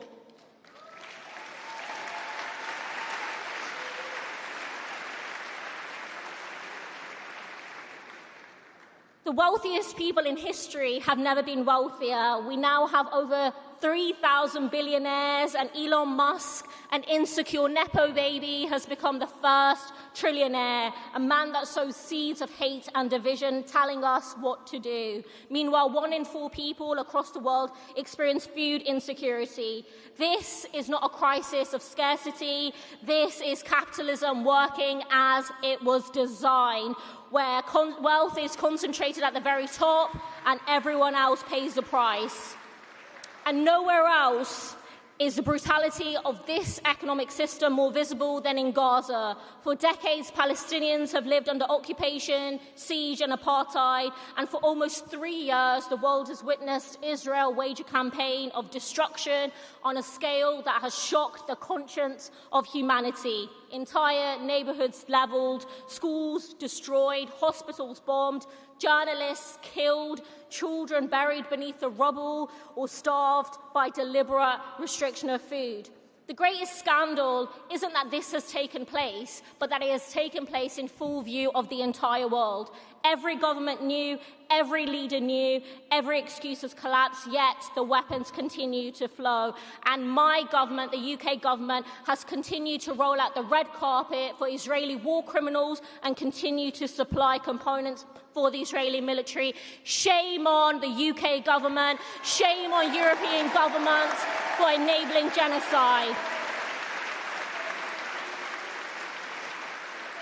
And just this week, the security minister in Israel, Ben-Gvir, declared that for every tear of an Israeli mother, 1,000 Lebanese mothers must weep, and that all of Lebanon must burn. So let's say this clearly. Zionism isn't just a racist ideology, it is a genocidal death cult that we must all oppose.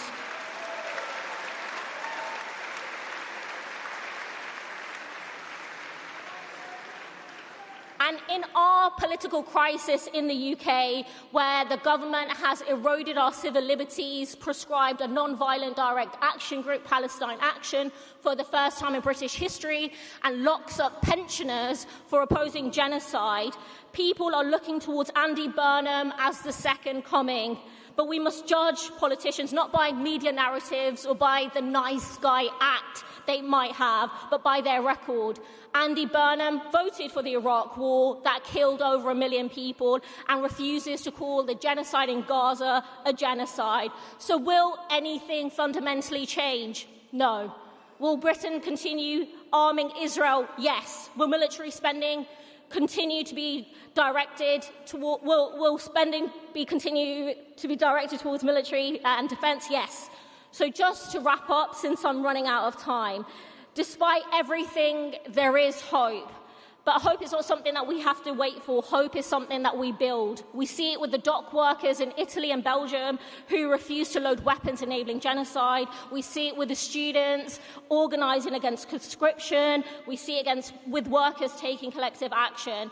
And we see in every act of solidarity where ordinary people organise in their trade unions, in their tenants' unions, and fight back. So the world that we are fighting for, a socialist world, has to be built up from meetings like this. I'm so glad that you're here. We must continue to fight for it. And as Arundhati Roy reminds us, another world is not only possible, she is on her way. On a quiet day, I can hear her breathing. So let's make that a reality. Thank you so much for solidarity.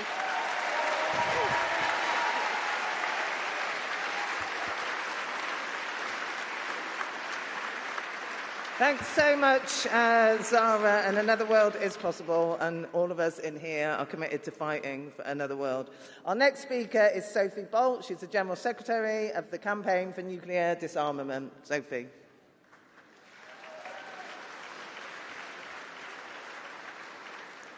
I just want to thank everybody for coming here today, especially our incredible international delegates, these huge delegations from across the world who are sharing their incredibly inspiring struggles with us here today.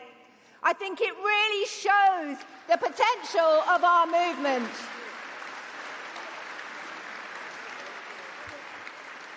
And we all know that we must seize this opportunity to build a global majority for peace. Because the world is at a critical point. Military spending is at unprecedented levels, and the threat of nuclear weapons being used once again in war is at the highest it has ever been. Political leaders are building even more powerful nuclear weapons that could destroy the entire planet. And they are spending record levels of our money to do it. In France, President Macron plans to station... He plans to station nuclear jets right across Europe. And this is on top of hundreds of new American nuclear bombs now deployed, ready to be used at NATO bases in Germany, in Italy, in Belgium, in the Netherlands, in Turkey, and now here in Britain too. And not only is this British government building a whole new generation of nuclear-armed submarines at a cost of over £200 billion, but it also plans to buy these F-35A nuclear-capable fighter jets to be able to launch Trump's deadly nuclear bombs. Now, our political leaders, they argue, don't they, that these deadly nuclear weapons will keep us safe. Such lies. In reality, they are dragging us faster and faster towards nuclear war, not away from it. Faster and faster towards climate catastrophe, to greater poverty, to the collapse of our public services. And of course, all of this is strengthening the rise of the far right. So we know how great the dangers are that we face. But more and more people are joining our struggle to stop this war drive, to abolish nuclear weapons, and to fight for a better world.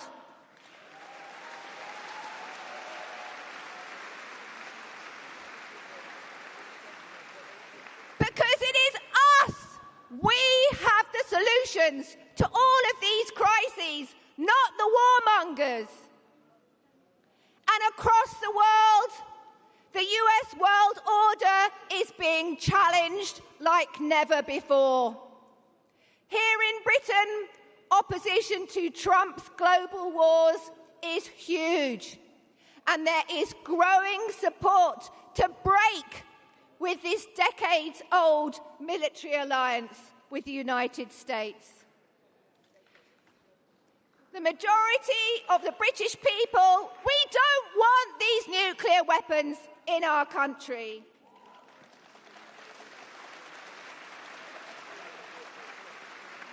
And big protests and actions are only growing against British bases that are being used to facilitate genocide against the Palestinian people and to bomb Iran. So we have to seize this moment, starting right here in this room. Let us redouble our efforts, all of us from across the world here today. We must work together in coordinated action to shut down the military bases and kick out nuclear weapons.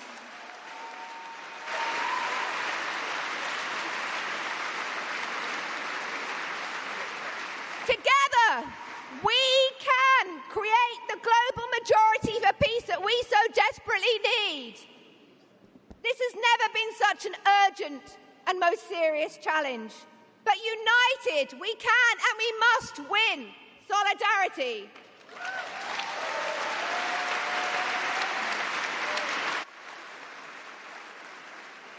Thank you very much, Sophie. Now, our next speaker is not only a former MP for the African National Congress and Director of Shadow World Investigations, he's also the comrade that gave Keir Starmer a run for his money in his constituency in 2024. Please give a warm welcome to Andrew Feinstein.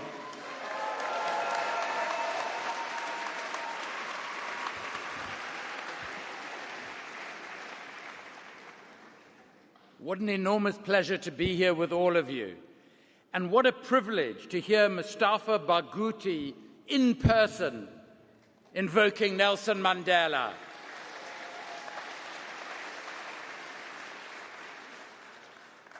I want to talk to you briefly about the war profiteers, those who are making the tens of billions of dollars from the conflicts in Gaza, Lebanon, Iran, the Sudan, and the DRC. Because let's understand this. It is not just the arms companies, the BAEs, the Rheinmetalls, the Leonardos, the Thaleses, and the Elbit Systems who are making the money. It's the financial institutions that own them, the BlackRocks, the State Streets, the Fidelities, the people who more and more run our countries and run our lives. But let's also remember that 40% of all corruption in the world takes place in the global arms trade. And it's not just the Netanyahus and the MBSs and the MBZs who are being paid the bribes. Those bribes come back to our countries, where our political parties, our senior officials and military leaders, and our most senior politicians benefit. Let us never forget that the war profiteer Tony Blair has made in excess of £100 million personally from his involvement in the invasion of Iraq and with British and American arms companies. But now he is in bed with what we call the defense tech companies, the Palantirs, the Oracles, the Googles, the Amazons. And I'm just finishing a book called Making a Killing, How the West Profits from Slaughter in Gaza and Yemen. And investigating and researching these people, I can tell you, these are the most awful, egregious human beings I have ever come across. These are people who, like Elon Musk and Peter Thiel, grew up in apartheid South Africa. And what did they learn from it? How to be racist white supremacists. And these are the people to whom my own shameful MP, Keir Starmer, is selling off the British state. Because, like him, they want our countries to become undemocratic surveillance states that are permanently at war. And what they are doing is turning our public money into private profits. We are paying for the corruption of our own political systems and democracies. And as defense budgets increase across Europe, what we are seeing is our money that should be used for the cost of living crisis, for healthcare, for education, to address the climate crisis. Instead, we see that these companies are making us poorer, more corrupt, less democratic, and most ironic of all, much less safe. But while today things feel dark and the profiteers feel all-powerful, we learned in South Africa that from the darkness emerges the light. And we know that as sure as South Africa was liberated from apartheid, with the help of tens of millions of you from around the world, so too will Palestine be free. Thank you.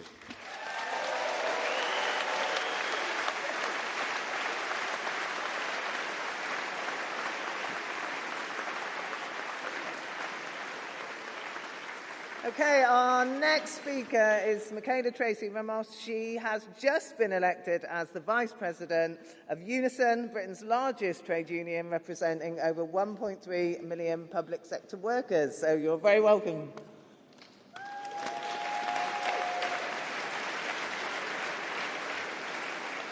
Thank you. I want to bring greetings to this international anti-war conference on behalf of Unison, the UK's largest union representing 1.4 million public service workers. I am also proud that Unison has a long-standing policy committing to peace and against increases in war spending.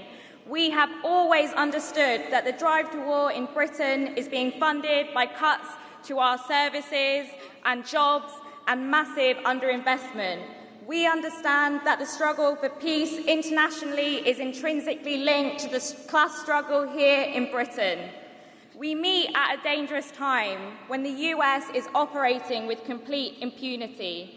Over the past 4 years, we have seen the US facilitate a genocide of the Palestinian people, with the British government not only supporting Israel politically and materially by providing weapons and warships, but using their bases in Cyprus to conduct intelligence flights over Gaza for the Israeli government. We have watched before our eyes the illegal war on Iran perpetrated by the US and Israel, killing thousands. We continue to see the war in Ukraine with our government and the EU doing their utmost to prolong it. And we see the strangulation of the people of Cuba with the tightening economic blockade and Trump threatening military intervention of the island. These are all parts of a project by the US of complete domination by any means possible. As a union, we are clear: hands off Cuba, end the war in Iran, and free Palestine. And our government, this disgraceful government, which have raised war spending to the highest it has been since the Cold War, and still that is not enough for the war hawks in Parliament. The mass media coverage following the resignation of the War Secretary John Healey, in which he said we weren't spending enough on war, has been deliberately to set out Britain's war psychosis. This clear objective of John Healey and his acolytes are to win over the public for increasing militarisation and for war preparedness with lies of the so-called danger Britain is in from Russia and Iran or anywhere else. And Dan Jarvis, the new Defence Secretary, is supposedly working around the clock to get the so-called Defence Investment Plan finalised. Prime Minister Keir Starmer has already said he is asking all government departments to cut their budgets by 1% to fund investment in the war industry. So it has never been clearer who is going to pay for this increases in war spending. It is us, working people across Britain who have already been at the sharp end of cuts, expected to front more for the mythical security threat. And who is the real threat? Comrades, there is one country who we are providing explicit military support to and weapons to, and that is the United States. How can the government talk about defence and security when explicitly, materially supporting the world's global aggressor? Keir Starmer marked his cards clearly on the first day in office, where he attended a NATO conference. He made it clear that on no uncertain terms, Britain will continue to facilitate the US hegemonic strategy, continue to provide the use of British bases at home and abroad to site US weapons of mass destruction and launch bombing raids across continents. We have the 6th largest military budget in the world, and who benefits from that? For certain, it's not the people of Britain, nor the millions in Iran, Palestine and Lebanon and other war-torn targets of imperialist aggression. But for the shareholders of the mega military-industrial complexes, it is a different story. They, with their blood-soaked hands, are laughing their way to the bank, delighting in demands to up the military spending year on year. They want more planes, more bombs, more drones, state-of-the-art technology, and they will literally make a killing. And Britain is not isolated in its drive to war. This is mirrored across Europe when the EU are demanding more military spending from its member states. So Keir Starmer's Labour Party have placed themselves firmly at the side of the war machine, solidifying the Labour Party's place as the party of war. This government, despite every election promise, have betrayed the British people by investing in the military-industrial complex when we face relentless austerity, underfunding in public services and soaring costs of living, poverty and desperation are blighting the lives of millions of working-class people. We know that there is a choice in death or destruction or the means of live public services and the working class of this country. The choice is clear. This really is the fight of our lives. We will not stand by while the government call for never-ending war. We will fight for jobs, not bombs, welfare, not warfare, stop the war and start the peace.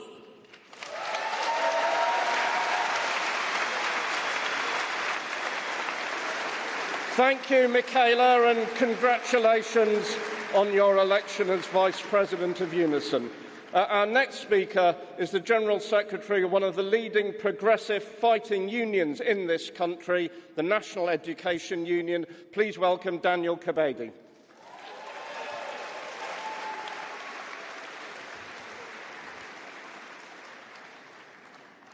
So, comrades, it is wonderful to be here at this historic conference where thousands of us have come together from across Europe to demand peace for people everywhere.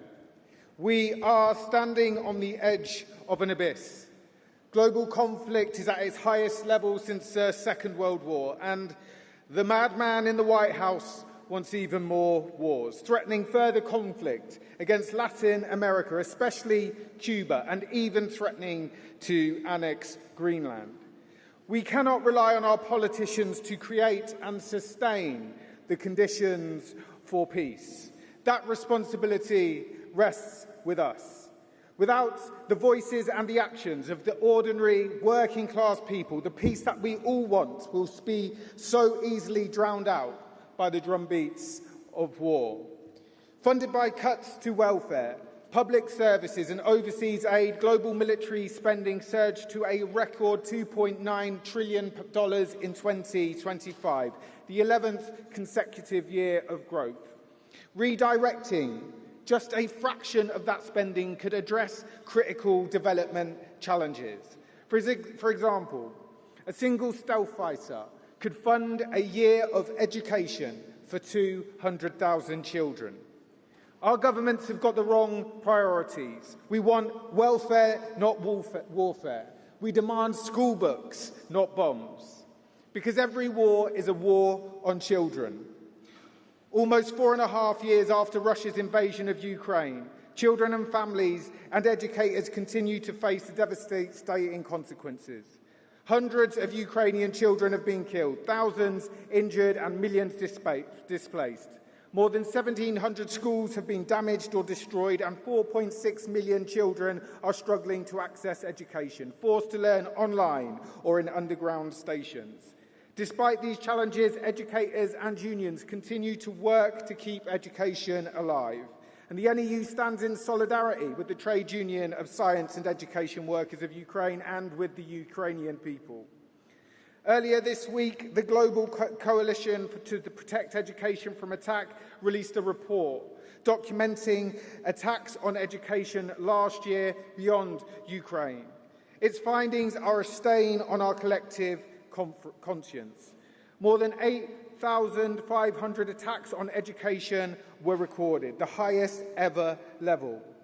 2,400 attacks against students and teachers were recorded in Palestine, a scholasticide in Gaza, schools demolished and attacked in the West Bank, swathes of schools destroyed across southern Lebanon, and over 500,000 school-aged children displaced since March. 150 civilians killed in the bombing of a girls' school in Iran. Students and educators abducted in Nigeria, Sudan, Congo. Teachers killed in Colombia, the most dangerous country to be a teacher trade unionist. As arms manufacturers enrich themselves, it is those least responsible that bear the costs of war. Last year, UK Prime Minister Keir Starmer announced that the UK's aid budget would be cut by 40% to fund a corresponding increase in defence spending. Now the government is considering further cuts to aid and seeks to increase its military spending yet again. The people in countries most affected by war are being forced to pay for those same wars and weapons that rain down on their schools, homes and hospitals through cuts to education and health. And in our own countries, when the funding for war, welfare, education, healthcare, homes and other public services is cut to pay for increased military spending, it is working people, especially the most marginalised, who pay the highest price. And what of those who stand up to protest against these wars and atrocities around the world? Now, we have seen a growth in the Palestine solidarity movement, but it has been met with brutality, oppression and criminalisation. We have all witnessed the brutality meted out by the IDF against the global Samud Flotilla participants whose only crime was to seek to take aid to Gaza. And while Britain continues to sell its arms to Israel, it is too criminalising those who protest against the genocide. Our good friends Ben Jamal and Chris Nynam, two highly respected civil society leaders, are now appealing their convictions following the Peaceful Palestine Solidarity event in January 25. As Human Rights Watch and other rights organisations have noted, these convictions are a testament to how far this country has swung towards adopting authoritarian approaches to protest. This week, the UK Court of Appeal overturned a High Court ruling that found the government's prescription of Palestine action under the Terrorism Act to be unlawful. This decision, described by Amnesty as a shameful chapter in our history, will only further inhibit the right to protest. So, colleagues, we've got a huge task before us. Working for peace means pushing against the tide.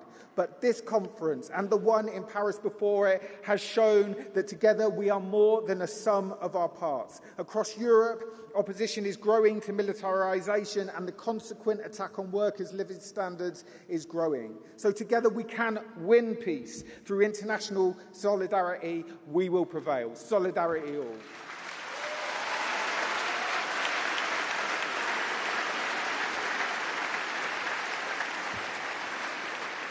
Thanks, Daniel. Our next speaker is Ulrike Eifler. She's a trade unionist from IG Metall, the Industrial Union of Metal Workers, which is Germany's largest trade union. So please give her a warm welcome.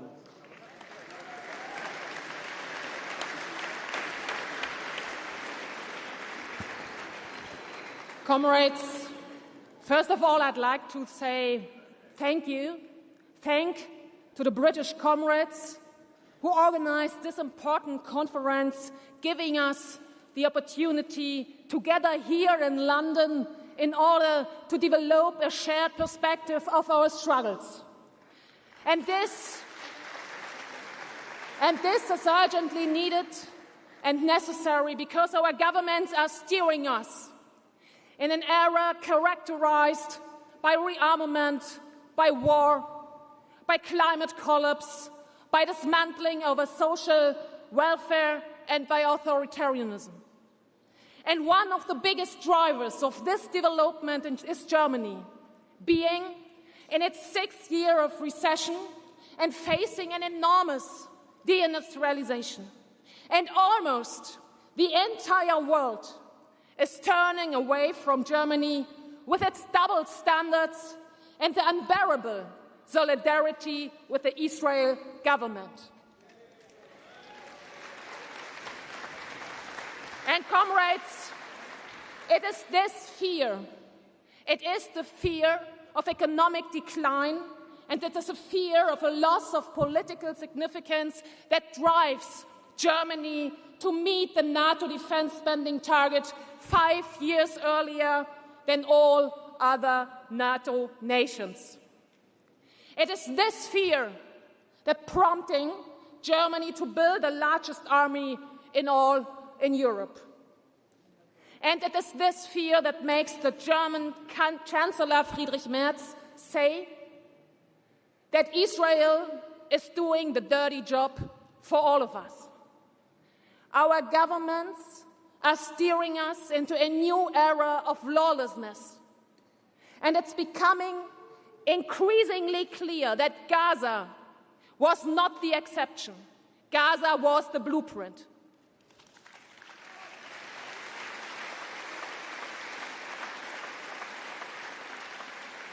And comrades, whoever does not respect international law, does not respect labor and trade union rights as well.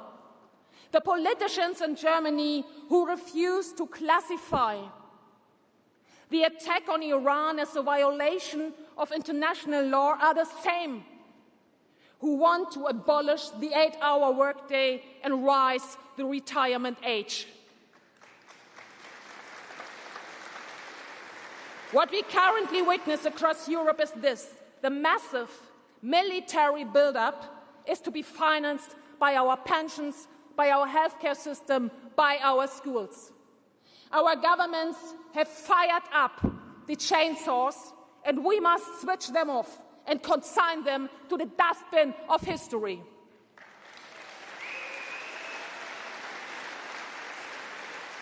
And therefore, we should call out to them: we do not accept the destruction of our societies. Schools are more than recruitment centers for the military. Hospitals are more than places where soldiers are patched up for the next stint at the front. And the elderly are more than a burden on the budget. This continent, this social welfare state, do not belong to our governments. They belong to the people working in the factories. They belong to the people working in the hospitals and in the supermarkets.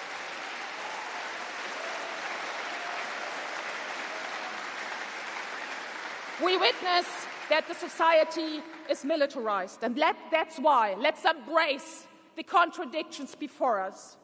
If the society is militarized, the world of work is militarized as well, not just in the arms industry, also in the ports and in the hospitals, among teachers, among journalists.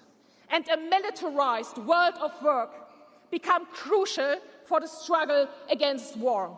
Dock workers in Italy and in Greece have shown what we can achieve when we refuse to comply. Imagine how strong we would be if not only the dock workers refused to load shipment arms, but teachers also denied soldiers entry to their classrooms. Or if nurses declared they would treat gunshot wounds and burns only on the condition that soldiers were sent home to their families and not back to the front. Last sentence. That's why, comrades, that's why our most important task is to build a strong anti-war movement with deep roots in the labor movement. Thank you so much.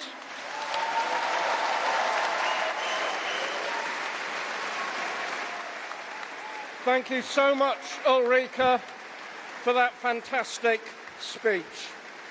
And our next speaker is one of the founders of the Stop the War Coalition, a national officer of the coalition, and the main organiser of today's magnificent conference. Please give a warm welcome to John Rees.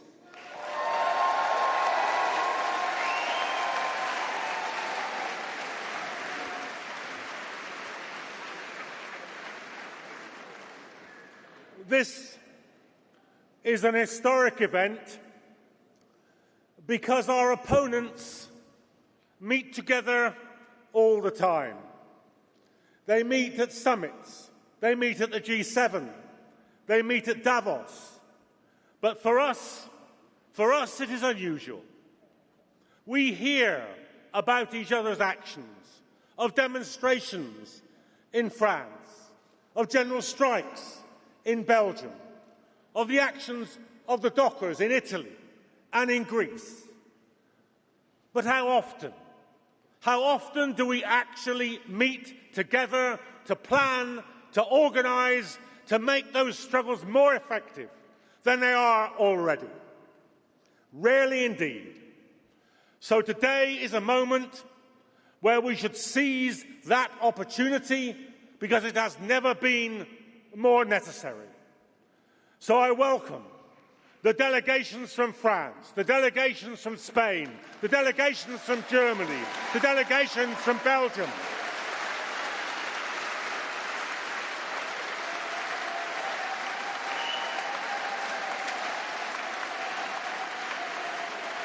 I welcome and send my greetings to those who I know are watching in city after city in France, at watch parties, now watching the YouTube of this. So to Nantes, to Lyon, to Paris, greetings from London.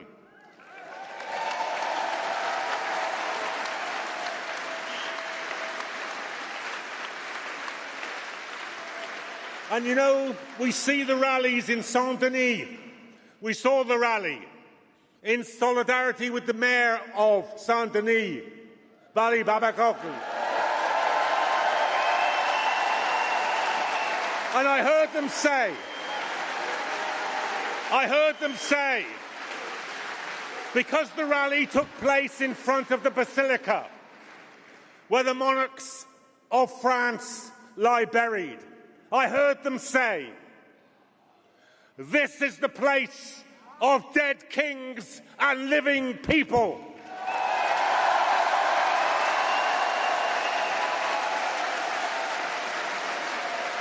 Well, you know,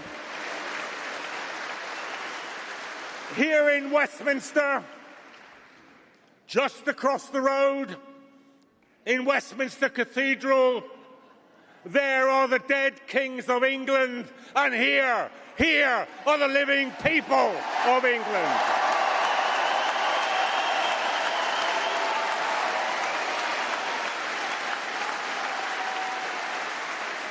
And the living people of England say, solidarity with Palestine, no more war, lower your guns, raise our wages, welfare, not warfare, wages, not weapons. That is what the living people of England say.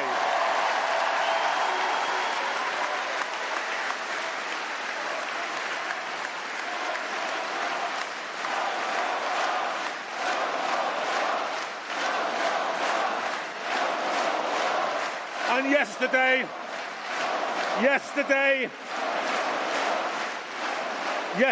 we met in a delegate meeting and we decided that after the magnificent start in Paris last October, after the conference today, it cannot just be talk.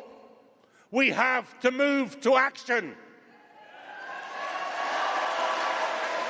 And so we said, on the 10th of October, international demonstrations for Palestine.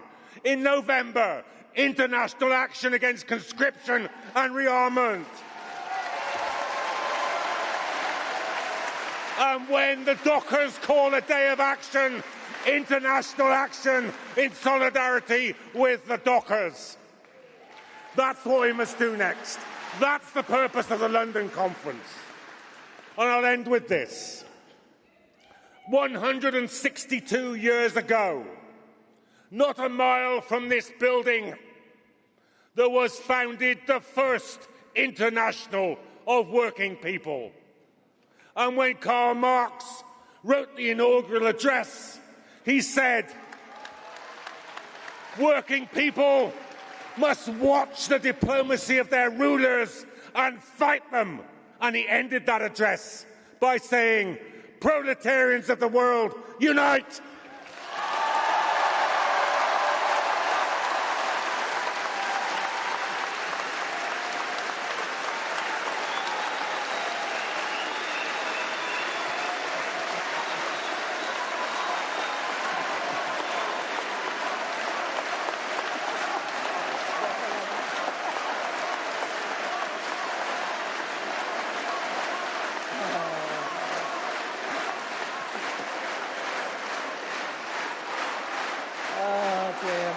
Okay, okay.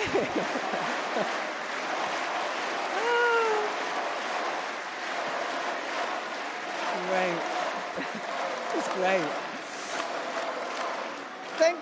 Thank you very much, everyone, and thanks to John for a fantastically rousing speech.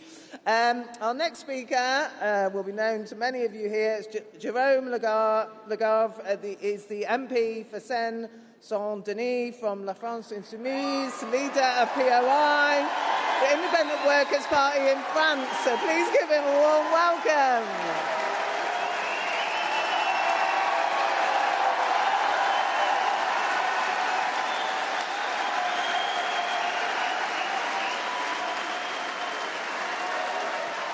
Wow. Dear comrades and friends, it's a great honor for me to speak here today at Westminster Central Hall before thousands of people. Special thanks to the British comrades who organized this splendid conference. I am very pleased to be here with my colleagues and comrades from La France Insoumise.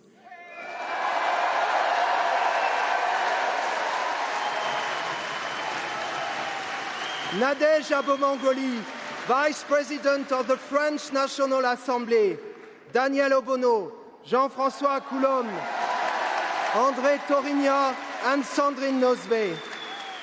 Comrades, just a few days ago, the French Parliament voted for a 36 billion increase in military spending.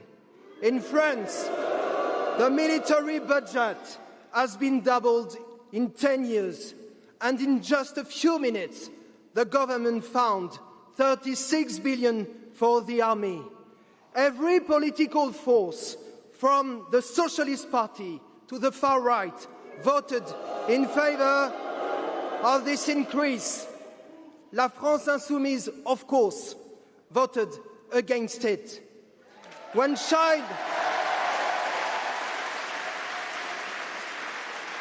child welfare organizations ask for the 3 billion missing from child protection and social care budgets, the government tells us there is no money. In a country where 10 million people are living in poverty, the government has decided to cut 6 billion from hospitals, social security and education. But in a few minutes, they find 36 billion for the army and for war. And the French government is doing exactly the same as Starmer in Britain, Merz in Germany and Meloni in Italy.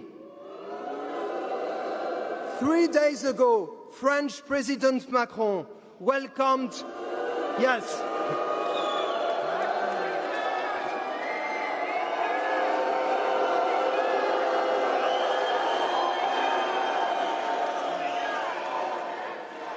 French President Macron welcomed, yes,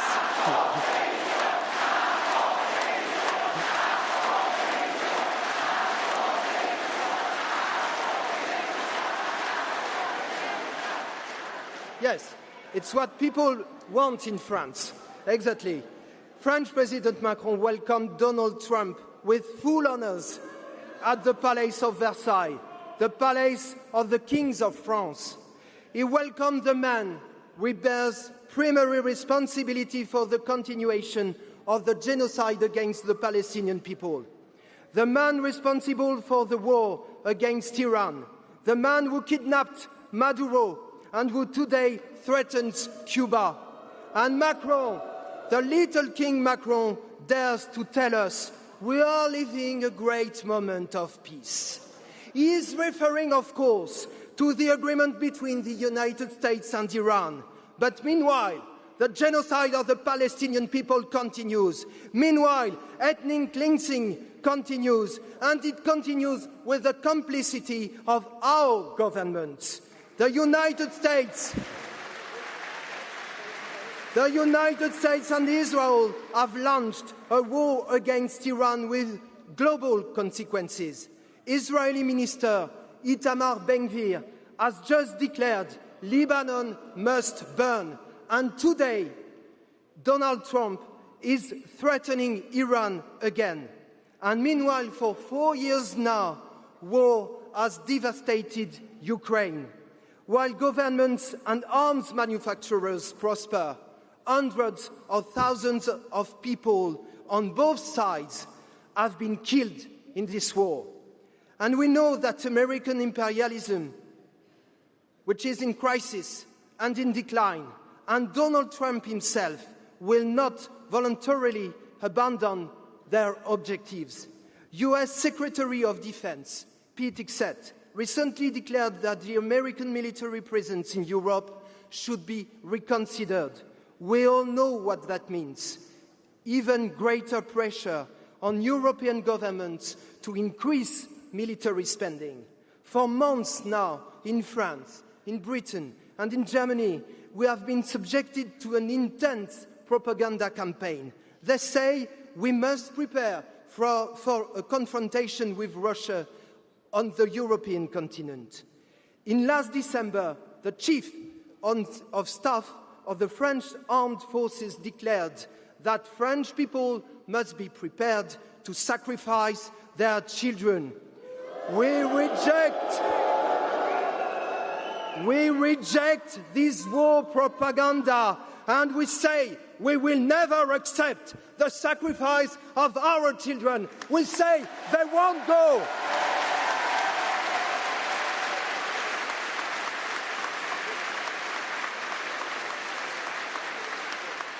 Our governments are spending money to prolong wars and to expand wars. And I say this clearly.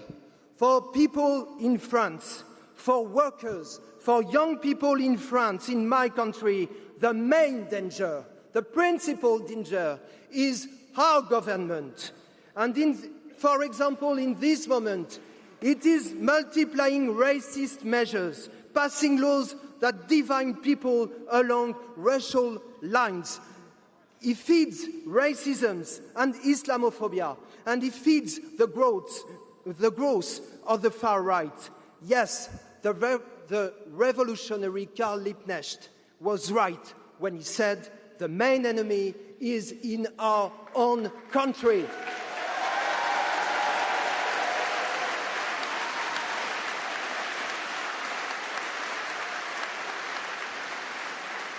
Comrades, it is the mobilization of peoples united against their own governments that will stop the march towards war.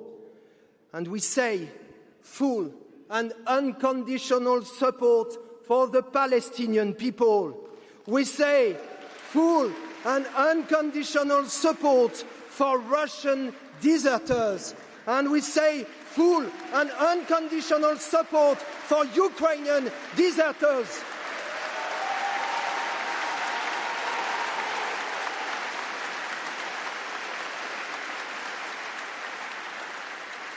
Full support for all those who are fighting to stop this machinery of death and destruction. I saw what dock workers have done to prevent weapons from being shipped to Israel. I saw the strike by young people in Germany against conscription. I heard what young people in my own country said. We will not go. Comrades, they show us the way forward. Because if we want to stop the march towards war, if we want to stop war budgets, then we must stop the war machine itself.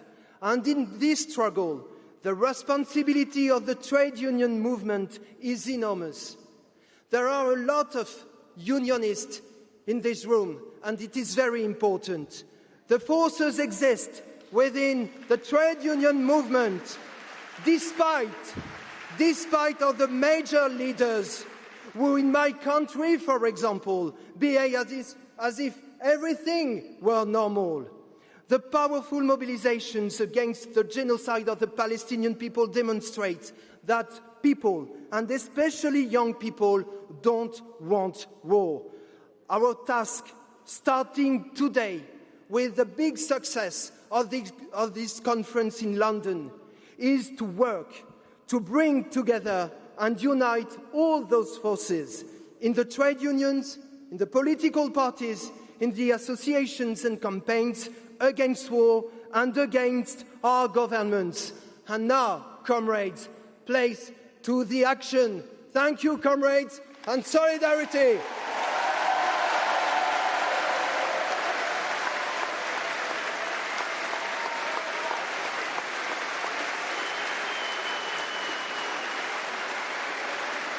Thank you, Jerome, and thank you to all the comrades from France here today who are building such a magnificent movement against imperialism and war. Now, brothers and sisters, our next speaker has been at the heart of anti-imperialist politics in Britain and around the world for 60 years and more.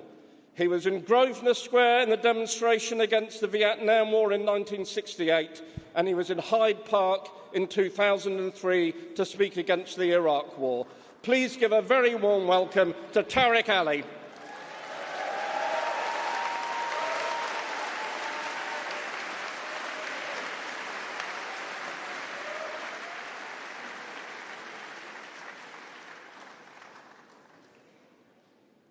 Friends, I want to speak about three things today. One, on what is going on in the Middle East and neighboring zones at the very time that we are meeting here in solidarity with Palestine and other people oppressed by the Israeli government and their backers. What is happening is very interesting, is that there is now clearly, for the first time over the last 3 decades under presidents belonging from different parties in the United States, a division. It's not a permanent division, but it's a clear sign of a split with the Israelis who thought that they could get away non-stop with everything, and maybe they will. I don't want to say they won't, since they have so far. But the sections of the United States media, the young people in the Democratic Socialist Alliance who are in the Democratic Party are winning primary after primary. And why? It's linked to the struggle of the Palestinian people, their refusal to capitulate, their refusal to surrender, and the failure of the Israelis and the Americans and most of the European governments to destroy and crush the spirit of Palestine.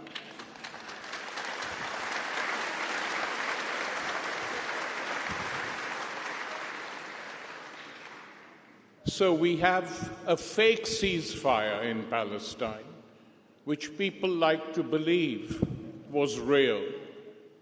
We have Trump first going to address the Israeli parliament, the Knesset, to celebrate the ceasefire, but what they are celebrating is their triumph. They think they've got Gaza, they think they've destroyed everything, they think that now they can build property and tourist enterprises on the beaches of Gaza. They think that and they celebrate it.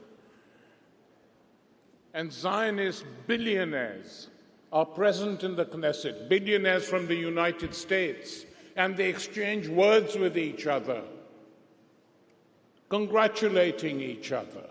And the very next day, Trump flies to Sharm el-Sheikh in Egypt to meet with his Arab servants, the heads of these wretched dependencies that imperialism created in the Gulf, first Britain and then taken over by the United States. And he goes there, and they all celebrate the ceasefire, and the very next day, Israel bombs again, just to show who's in charge.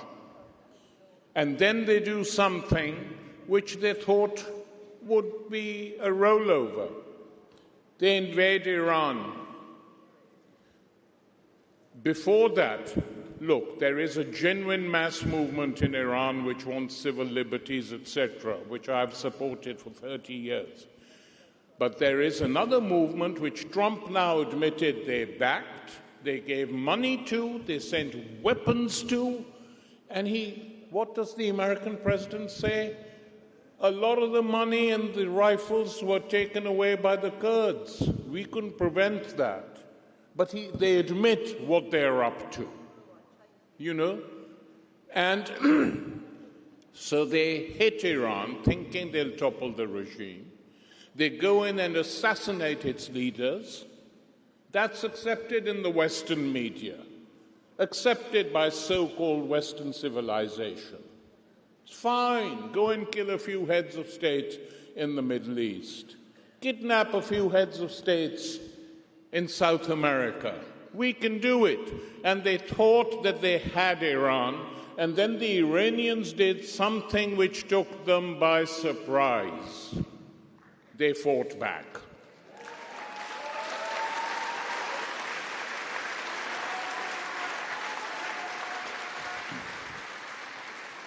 They fought back, they bombed Israel, and they hit US bases in all these Gulf states.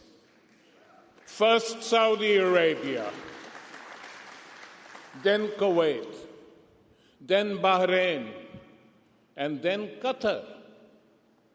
So what happens is the rulers in 3 of these states said, we don't want to be part of the American plans anymore, because they never thought that this could be done from within the region. And so we have a situation of stalemate now where the Americans want to do a deal because the other thing the Iranians did, which was very clever, is close down the Straits of Hormuz. And at the same time, the Yemenis, the Houthis in Yemen, in Sana'a, closed down their part of the sea to all Israeli shipping. So when resistance comes,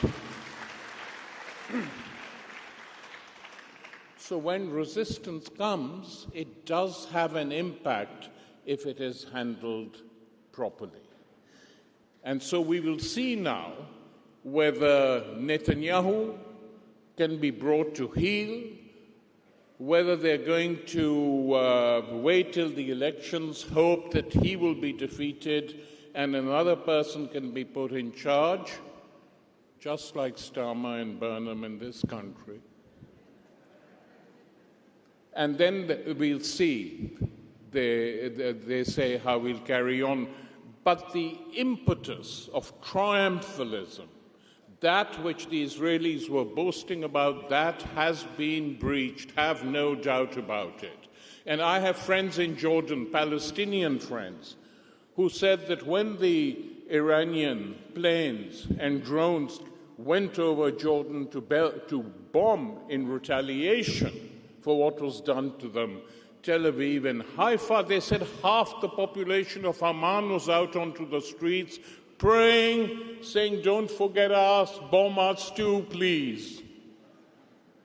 They didn't that time, they have recently. So that is the situation. It's a very critical situation, and we have to be aware of it given the appalling, miserable reporting in the mass medias of all the European countries. The second point I want to make, which I don't need to make to a gathering like this, is that the solidarity movement with Palestine is unprecedented in world history.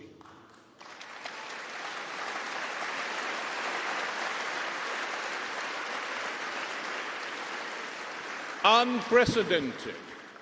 I've been active for a few years now, and I tell you I've seen nothing like this. Both organized, like Stop the War, of which I've been a member and supporter and patron since they first went into Afghanistan in 2002, through the Iraq wars, through all the other wars, and finally this, the Palestine Solidarity Campaign, of course, and the springing up of oppositions through various groups in Europe, slowly but surely.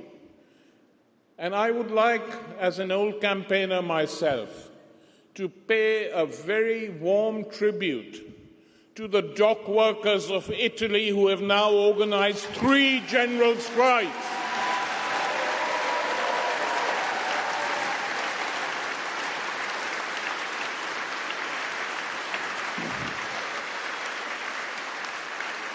That is the way to do solidarity, on different fronts, in different ways, and unite to put pressure on these wretched, corrupt politicians, regardless of which party they belong to.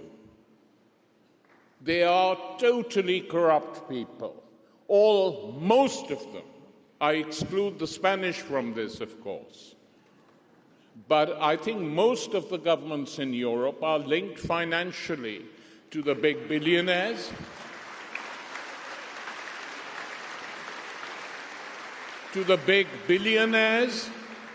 and to Israeli millionaires. Non-stop. We are now seeing the evidence for it slowly coming out. And that is why, when a party emerges suddenly, but after working for years, like La France Insoumise, whose leader,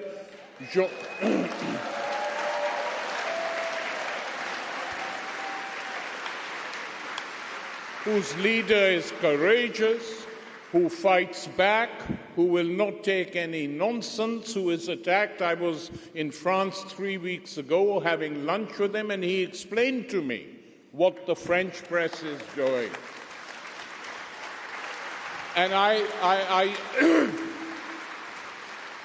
I said to him, what you are doing is important not only for France, but for Europe as a whole. Because if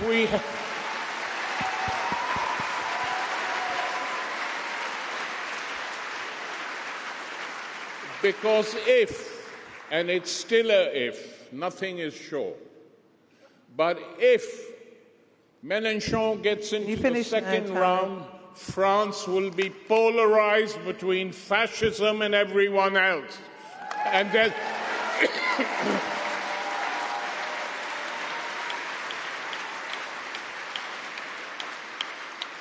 and it will be a victory not just for the French left, for French workers.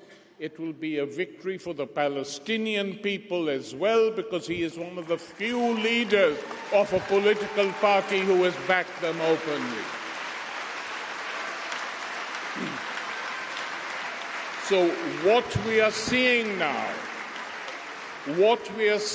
now is a resistance. Tariq, can you finish now, please? Can you finish now? A resistance. What we are seeing now. You made me wait too long today, that's why I have to speak for 2 more minutes. A resistance. We are seeing a resistance on a global level, a resistance of solidarity represented by all of you. And we are seeing a political resistance slowly beginning to spring up. And at that time, they want to sack the head of the International Court of Justice, an International Criminal Court, because he's gone too far in declaring Western politicians and Israeli politicians to be war criminals. They're accusing him of sex crimes. These are the people who've been working with Epstein for the last 10 years. Thank you, Tariq. You need to stop now. Thank you. Thanks, Tariq. So, comrades, friends, solidarity, and onward till we win, and may the victory to the Palestinians, whenever it comes, come. It will happen.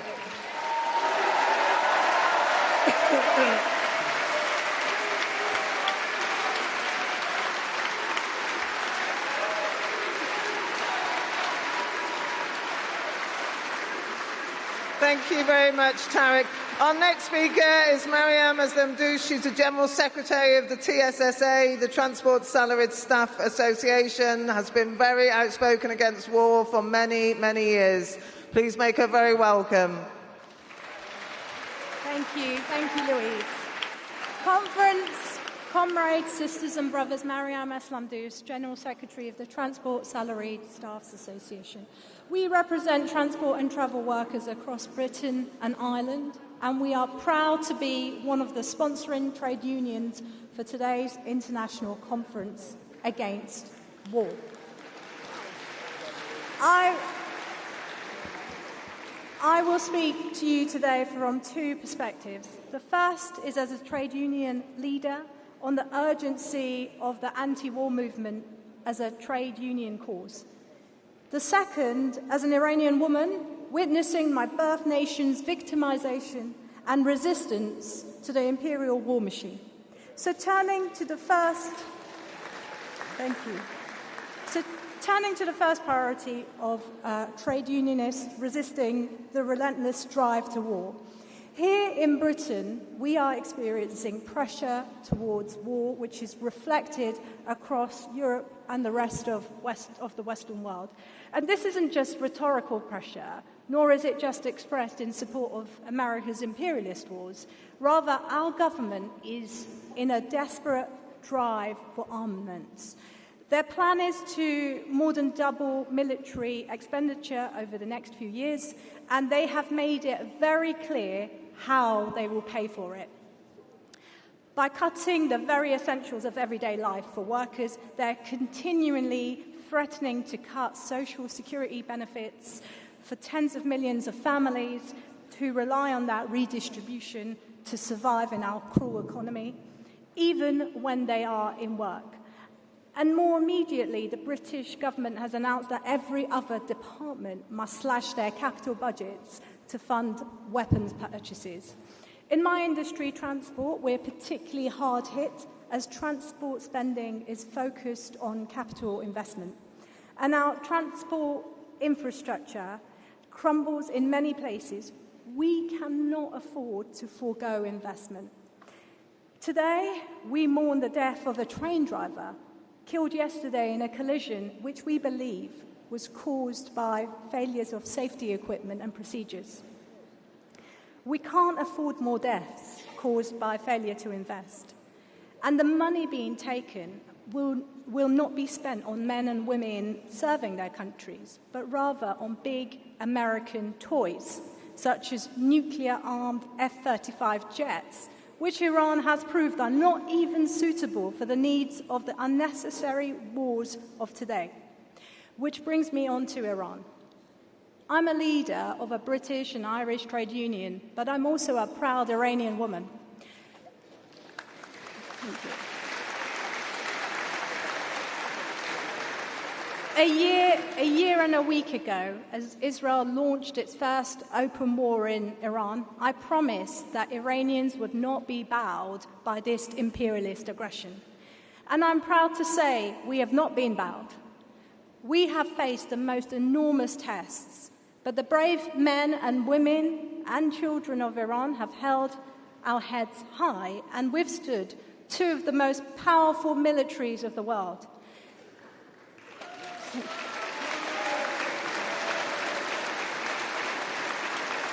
So, as peace may be slowly blooming in Iran, we Iranians ask ourselves, dare we hope?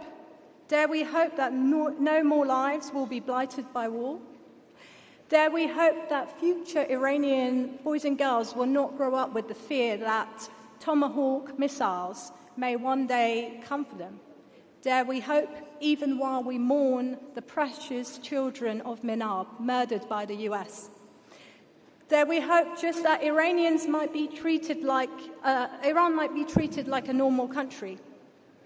Dare we hope that we might be allowed to breathe, that sanctions might not constrict everything that our future generations do? Dare we hope that our people's minds might not be poisoned by propaganda satellite news channels? Dare we hope that in 5 years' time, if we mention we're Iranian, people will respond with the love of our food and our music, not cower away from some imagined terror? And I answer my question, yes, we do dare hope. Iran's resistance, Iranian people's enormous strength of spirit allows us to dare to hope. And if Iranians can hope, even after 47 years of strangulation and murder by the world superpower, then all of the people of the global south can hope as well. Our cousins in Cuba can hope, our sisters and brothers in Lebanon can hope, and our beloved Palestinians can hope. Conference, we dare to hope. Long live Iran, long live Cuba, long live Lebanon, and long live Palestine. Thank you.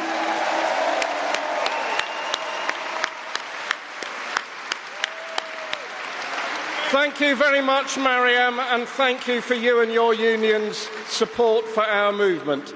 I should let you know that at the end of this session there will be a collection on the way out. Please give as generously as you possibly can, because obviously this hall and the other aspects to organising this are very expensive. So please, on the way out, there will be a collection, and give as generously as you can. Now, I need to offer an apology before the next speaker, because the next speaker is going to speak to you in Spanish, but unfortunately our Spanish translation service has had to go home, so we're not able to offer a translation. He'll speak to you in Spanish, which I appreciate many, probably most of you, will not understand. However, we should hear him. He's come over here to address you, and of course we will publish an English translation of his speech on the Stop the War website as soon as possible. So please give a welcome to Jordi Salvador Duch MP, representing the province of Tarragona for the Republican left of Catalonia and a former leader of the UGT trade union of Tarragona in Spain. Give him a warm welcome.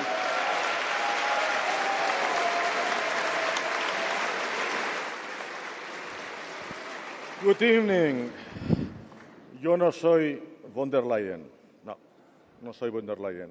Tengo una hija y no quiero que mi hija vaya a la guerra, porque tampoco quiero que ninguna hija ni ningún hijo vaya a la guerra. Por esto estamos aquí, entre otras cosas. Camaradas, amigos de todos los pueblos, amigos de todos los pueblos, en marzo de 2013, en Tarragona, mi ciudad, organizamos una gran conferencia internacional como esta, contra la troika, contra los planes de austeridad y contra la guerra también. Y dijimos entonces, y el tiempo nos ha dado la razón, la troika, el capital, los gobiernos cómplices querían hacernos pagar su crisis, devolvernos 100 años atrás. Hoy son los mismos, la misma gente, la misma lógica, solo ha cambiado la excusa. Ayer recortaban en nombre de la deuda, hoy rearman en nombre de la seguridad. ¿Pero qué seguridad? La suya. Y seamos claros, si hoy estamos en pie, es también por la resistencia heroica del pueblo palestino. Por esto el pueblo palestino nos ha convocado aquí, ya estamos aquí y vamos a dar la batalla por ellos.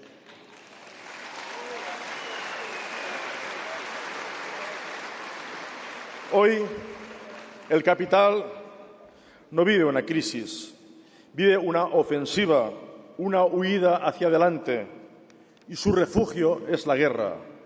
Ya lo dijo Jean Jaurès hace más de 100 años, el capitalismo lleva la guerra dentro de sí como la nube lleva la tormenta. Es la guerra como negocio, la guerra como refugio del capital. Ya no saben qué hacer, no saben qué fabricar, no saben qué competir en el libre mercado que tanto creían. ¿Y el capital dónde se refugia? En las armas, en la industria militar. Es el refugio del capital, es un negocio. Convertir nuestras fábricas en máquinas de muerte. Lo llaman Rearm Europe, 800.000 millones de euros. Lo llaman seguridad, su seguridad. Lo llaman defensa, su defensa. Yo lo llamo rearme, guerra a favor del capital y guerra contra los pueblos.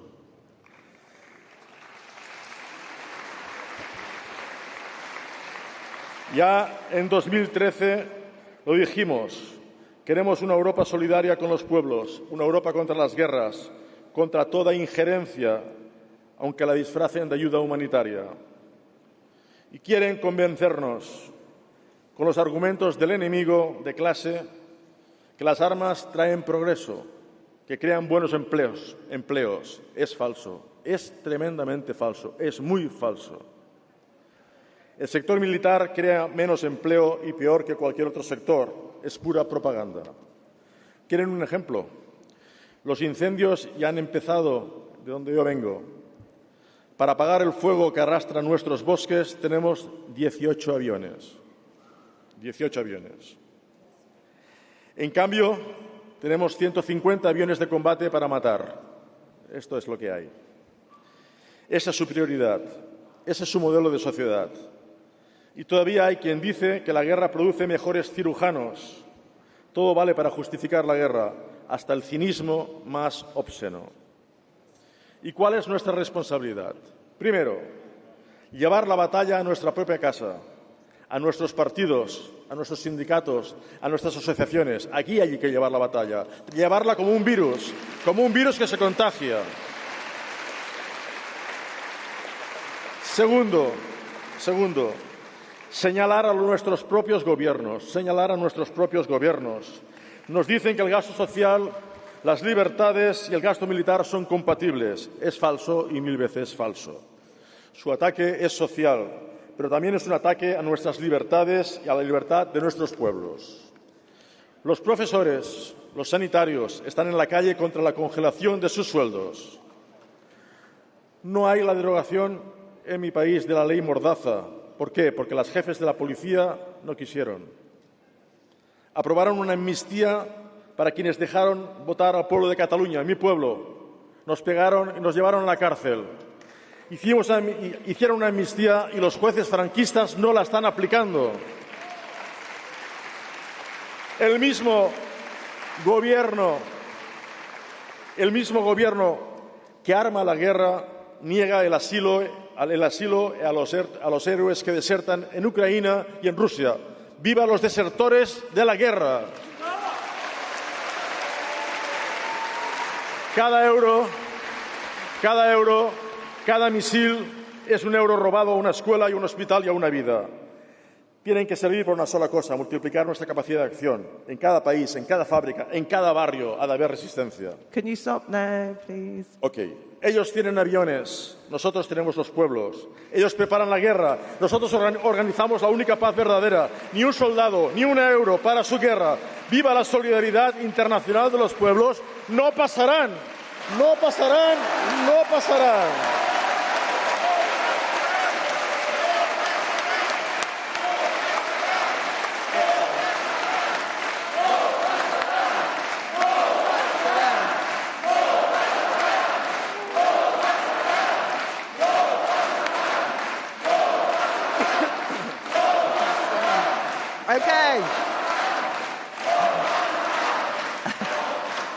Okay, thanks very much for that.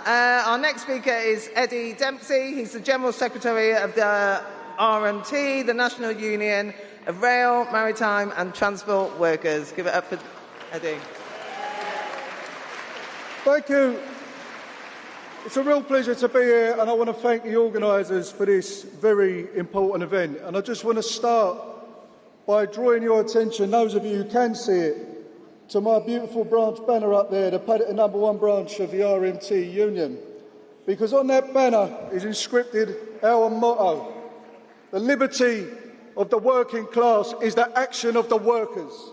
And I think that message underpins the business that we're dealing with here today in this important conference.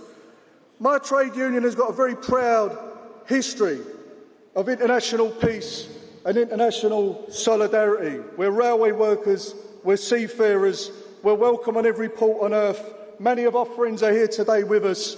We're an international union and we've always been on the right side of history. Many of our members worked to break the blockade against Spain during Franco's time. Many of our members fought in the international brigades and gave their life in defence of the Spanish Republic. Many of our members took part in actions to stop the movement of military equipment and stop militarisation over and over again. And indeed, my first political act as a member of my union was to join the anti-war protests here, the biggest anti-war march we ever saw in this country against the Iraq war. We opposed the war in Iraq. We opposed the war in Afghanistan. We opposed the war in Libya and Ukraine and in Syria, and we opposed the war in Iran, and we opposed the genocide in Gaza, and we opposed the pogroms that are taking place in the West Bank.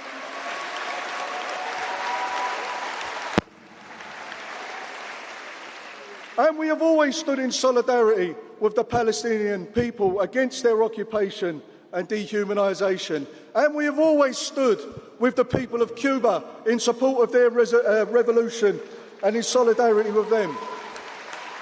This conference is very important because there are some very important things that I think we need to get a grip of. We are in a period that feels to me much like the period before the First World War, and the dangers that face our planet and the peoples of the world couldn't be graver with the rise of militarisation, with the rise of warmongering right across the planet. It's important to us because spending on military and spending on war means there's less money for us here at home for our public services. Indeed, when the Defence Minister resigned recently, the Treasury spokesperson put a quote into one of the newspapers to say that his plans would have meant the cutting of school budgets and the closure of hospitals. And that's why we say welfare, not warfare. That's why we say wages, not weapons, because that's the reality of it. And it goes further than that. I don't think we've seen a period where our civil liberties have been more in danger. And that has been a trend right the way through history. The more war we see abroad, the more restrictive we see the clampdown on our rights and our civil liberties at home. When we see pensioners being rounded up and thrown into the back of police vans for opposing genocide, when we see people being arrested for saying things that all of us believe to be true, then we know we're in trouble.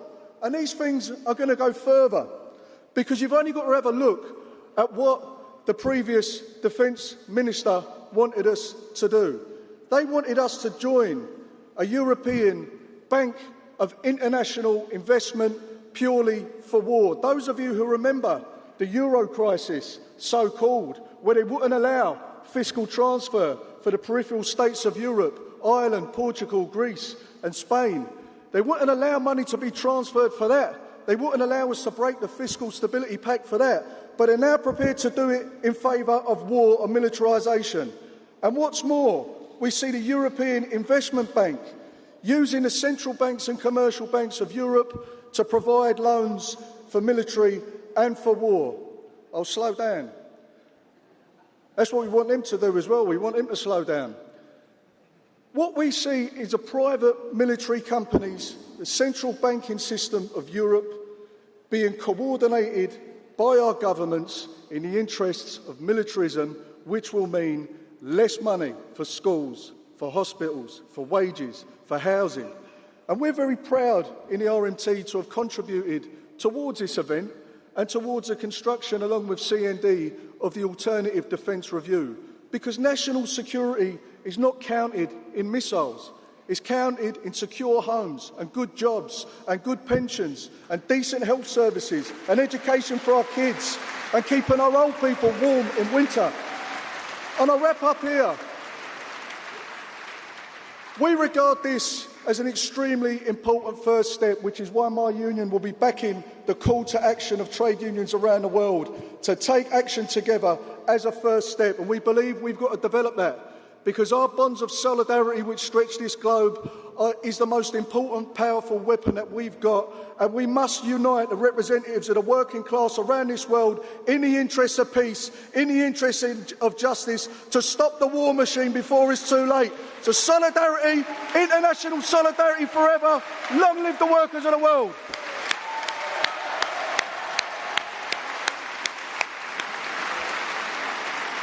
Thank you very much, Eddie, for that tremendous speech. and for all the support RMT gives to our movement. Our next speaker represents the fighting dock workers of Piraeus in Greece. Please give a very warm welcome to Georgios Gogos.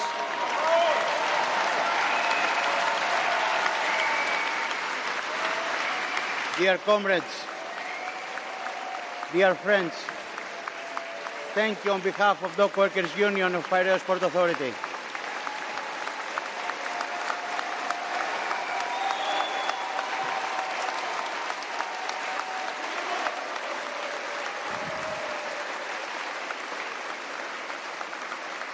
I'm bringing solidarity greetings from Piraeus. I want to thank organizers for the invitation and the perfect organization these 2 days. Solidarity, it's a magical word. It's a principle, it's a value for trade unions. We have been offered solidarity when we were fighting against privatization of our port in Piraeus. Now times have come that we have to show our solidarity, and we're doing this to the most vulnerable ones. People who are suffering from the powerful ones like Palestinians, they suffer a genocide from Israeli. Cuba is suffering from United States with this irrational boycottage. Syrian people suffered from civil wars. Ukraine, the same. Iranian people now. So in Piraeus, what we succeed to do is to support Cuba with a solidarity concert before 3 months, organized by more than 35 unions. We are blocking Israeli containers that are having inside military steel, that they are going to military industry of Israeli to make bombs to kill Palestinian people. We blocked their cruise ship, a cruise ship which is Israeli interest and is carrying among the passengers soldiers of IDF. In international level, as members of European Dock Workers Council, we are trying to form a common front against wars. We try to form a common front with other sectors too. European Union has introduced recently the European Port Strategy 2026, which integrates 2 components, military mobility and rearm Europe. They want to transform our ports, commercial ports, to military ports. No, we don't want it. We want to remain our ports bridges for people, for civilizations, for peace. And we will resist, and we'll try our best. What they want from us exactly? From our money, from the national budget, from our taxation, to pay their own weapons to kill our sons and daughters? No, we will not take it. No, we will not take it. And they are put in a dilemma in industry workers, which is not a dilemma, it's a blackmail. So as to keep your job, you have to make the bomb that will kill your son. Isn't it? Let's see it like this. It's a blackmail. No, we give them back this blackmail.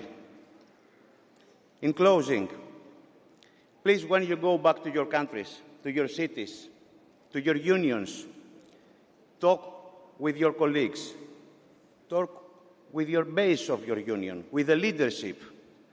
Persuade them to create a wide, broad front against warfare. Warfare is killing us, is killing our children.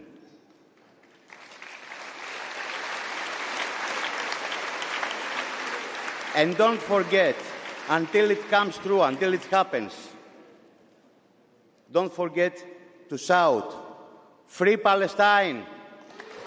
Free!"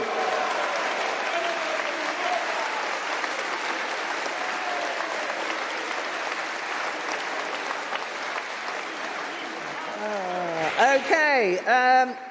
Our next speaker is Maurizio Coppola, who is here representing the Genoa Dockers. So please give him a very warm welcome.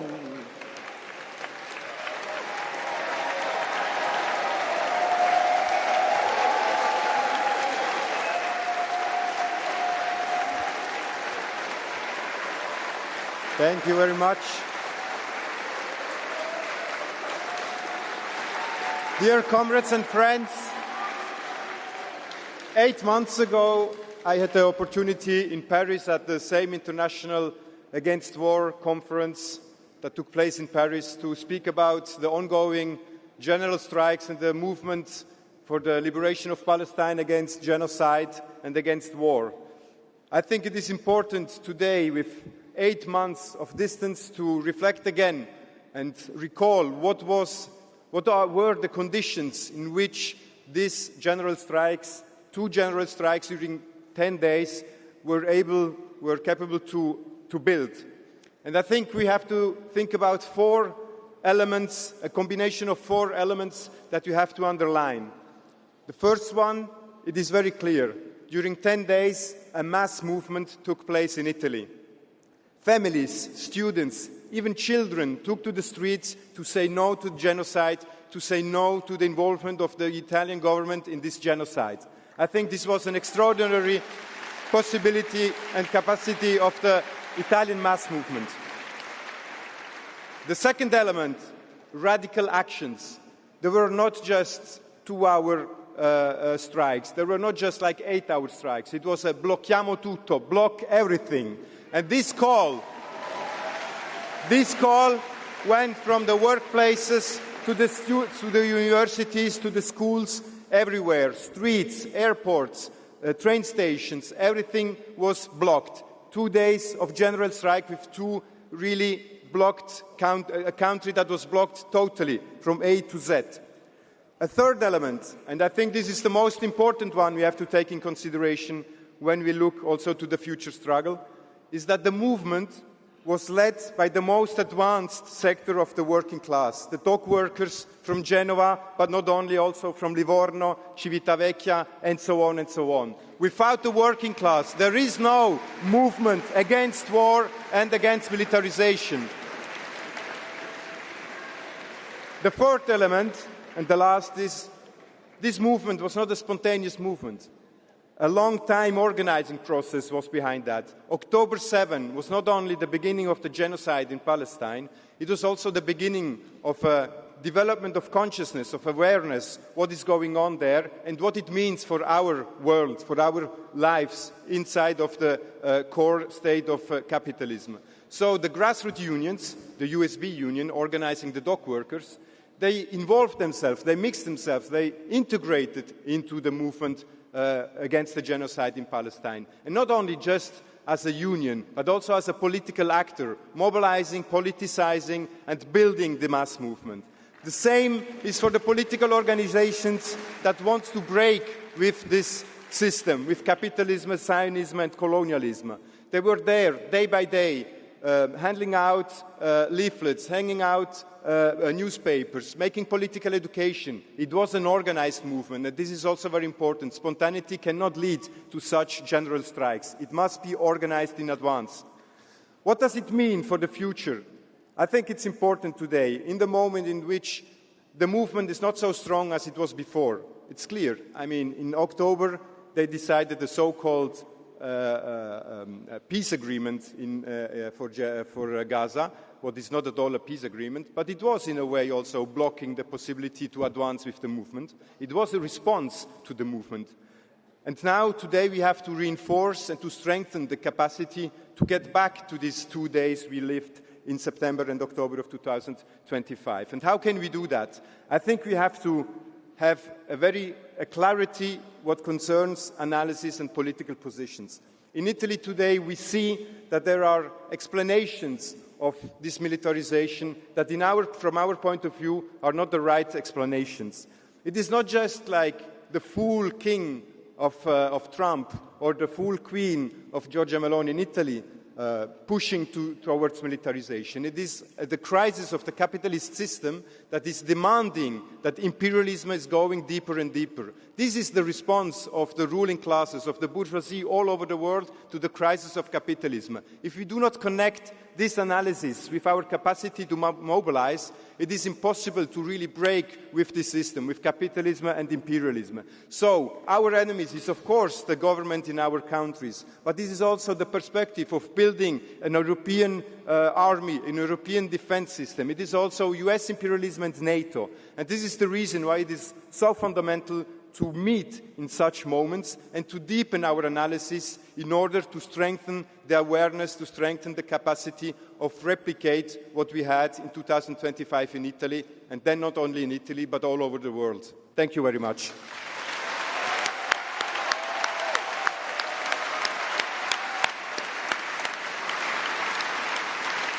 Thank you very much, Maurizio.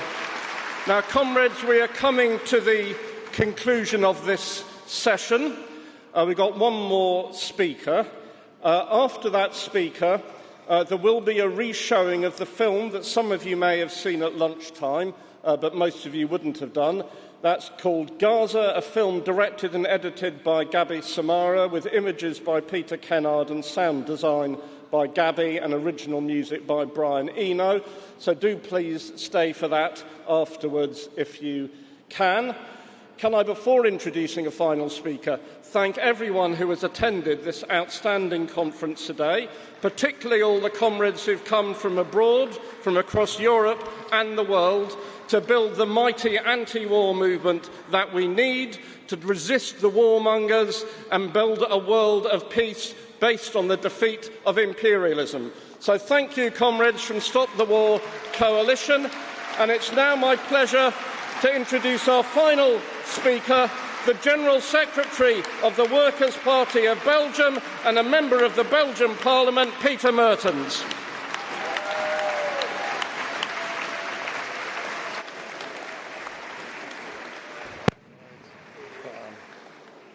Yeah.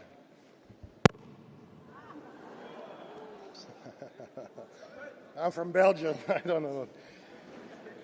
No, there is a sparkle in this room, and I'm glad to be part of this sparkle here in London, which is not a sparkle of London, but it's international sparkle. And I will tell something to start from Belgium. In Belgium, every cabinet is in austerity.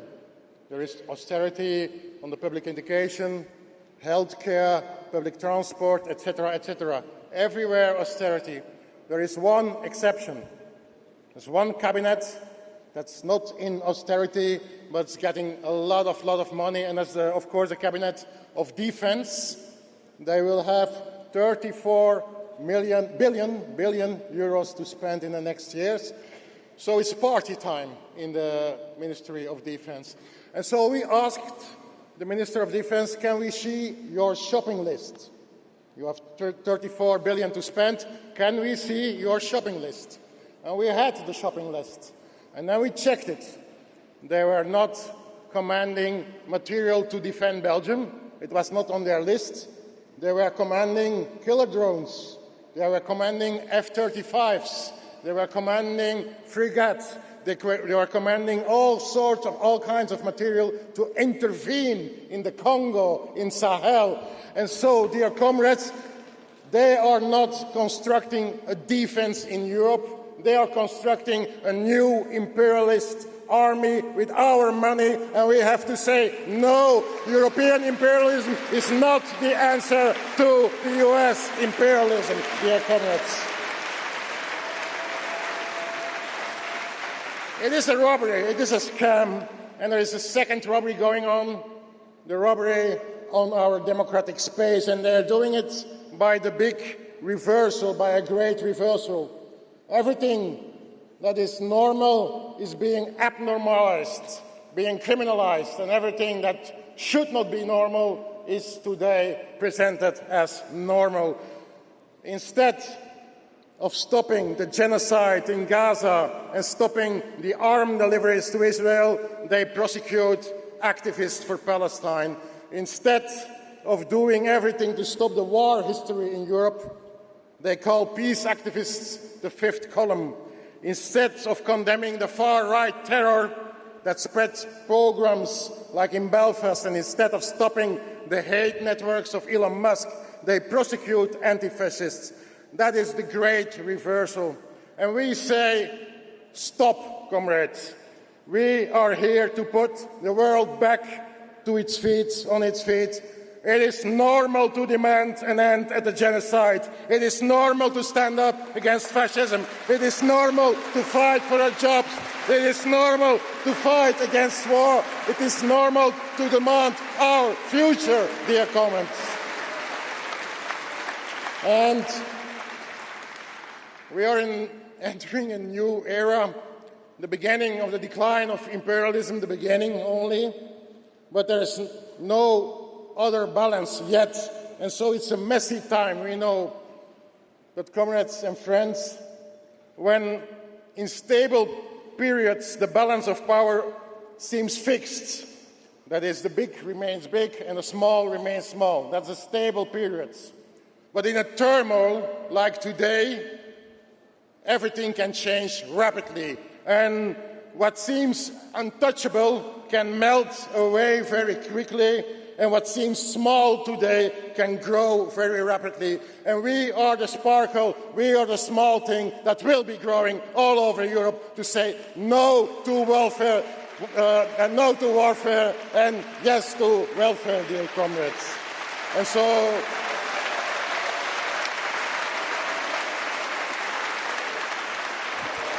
yes. No a la guerra in Spanish. No a la guerra. Let's talk. There's a lot of talk, dear comrades, to finish, about hope. A lot of talk about hope. But hope is not some word being there. Hope is not some word in the future. Hope is not a word in a book. Hope is something we should build actively. Hope is mobilization, hope is organization, and hope is struggle. And so, look around, there's a sparkle here in London. There was a sparkle last week in Brussels when 12,000 manifested against the war. We are building something across Europe. You can be proud of yourself. We are not here to change capitalism. We are not here to change imperialism. We are here to change everything and to build socialism, comrades. La lucha continúa.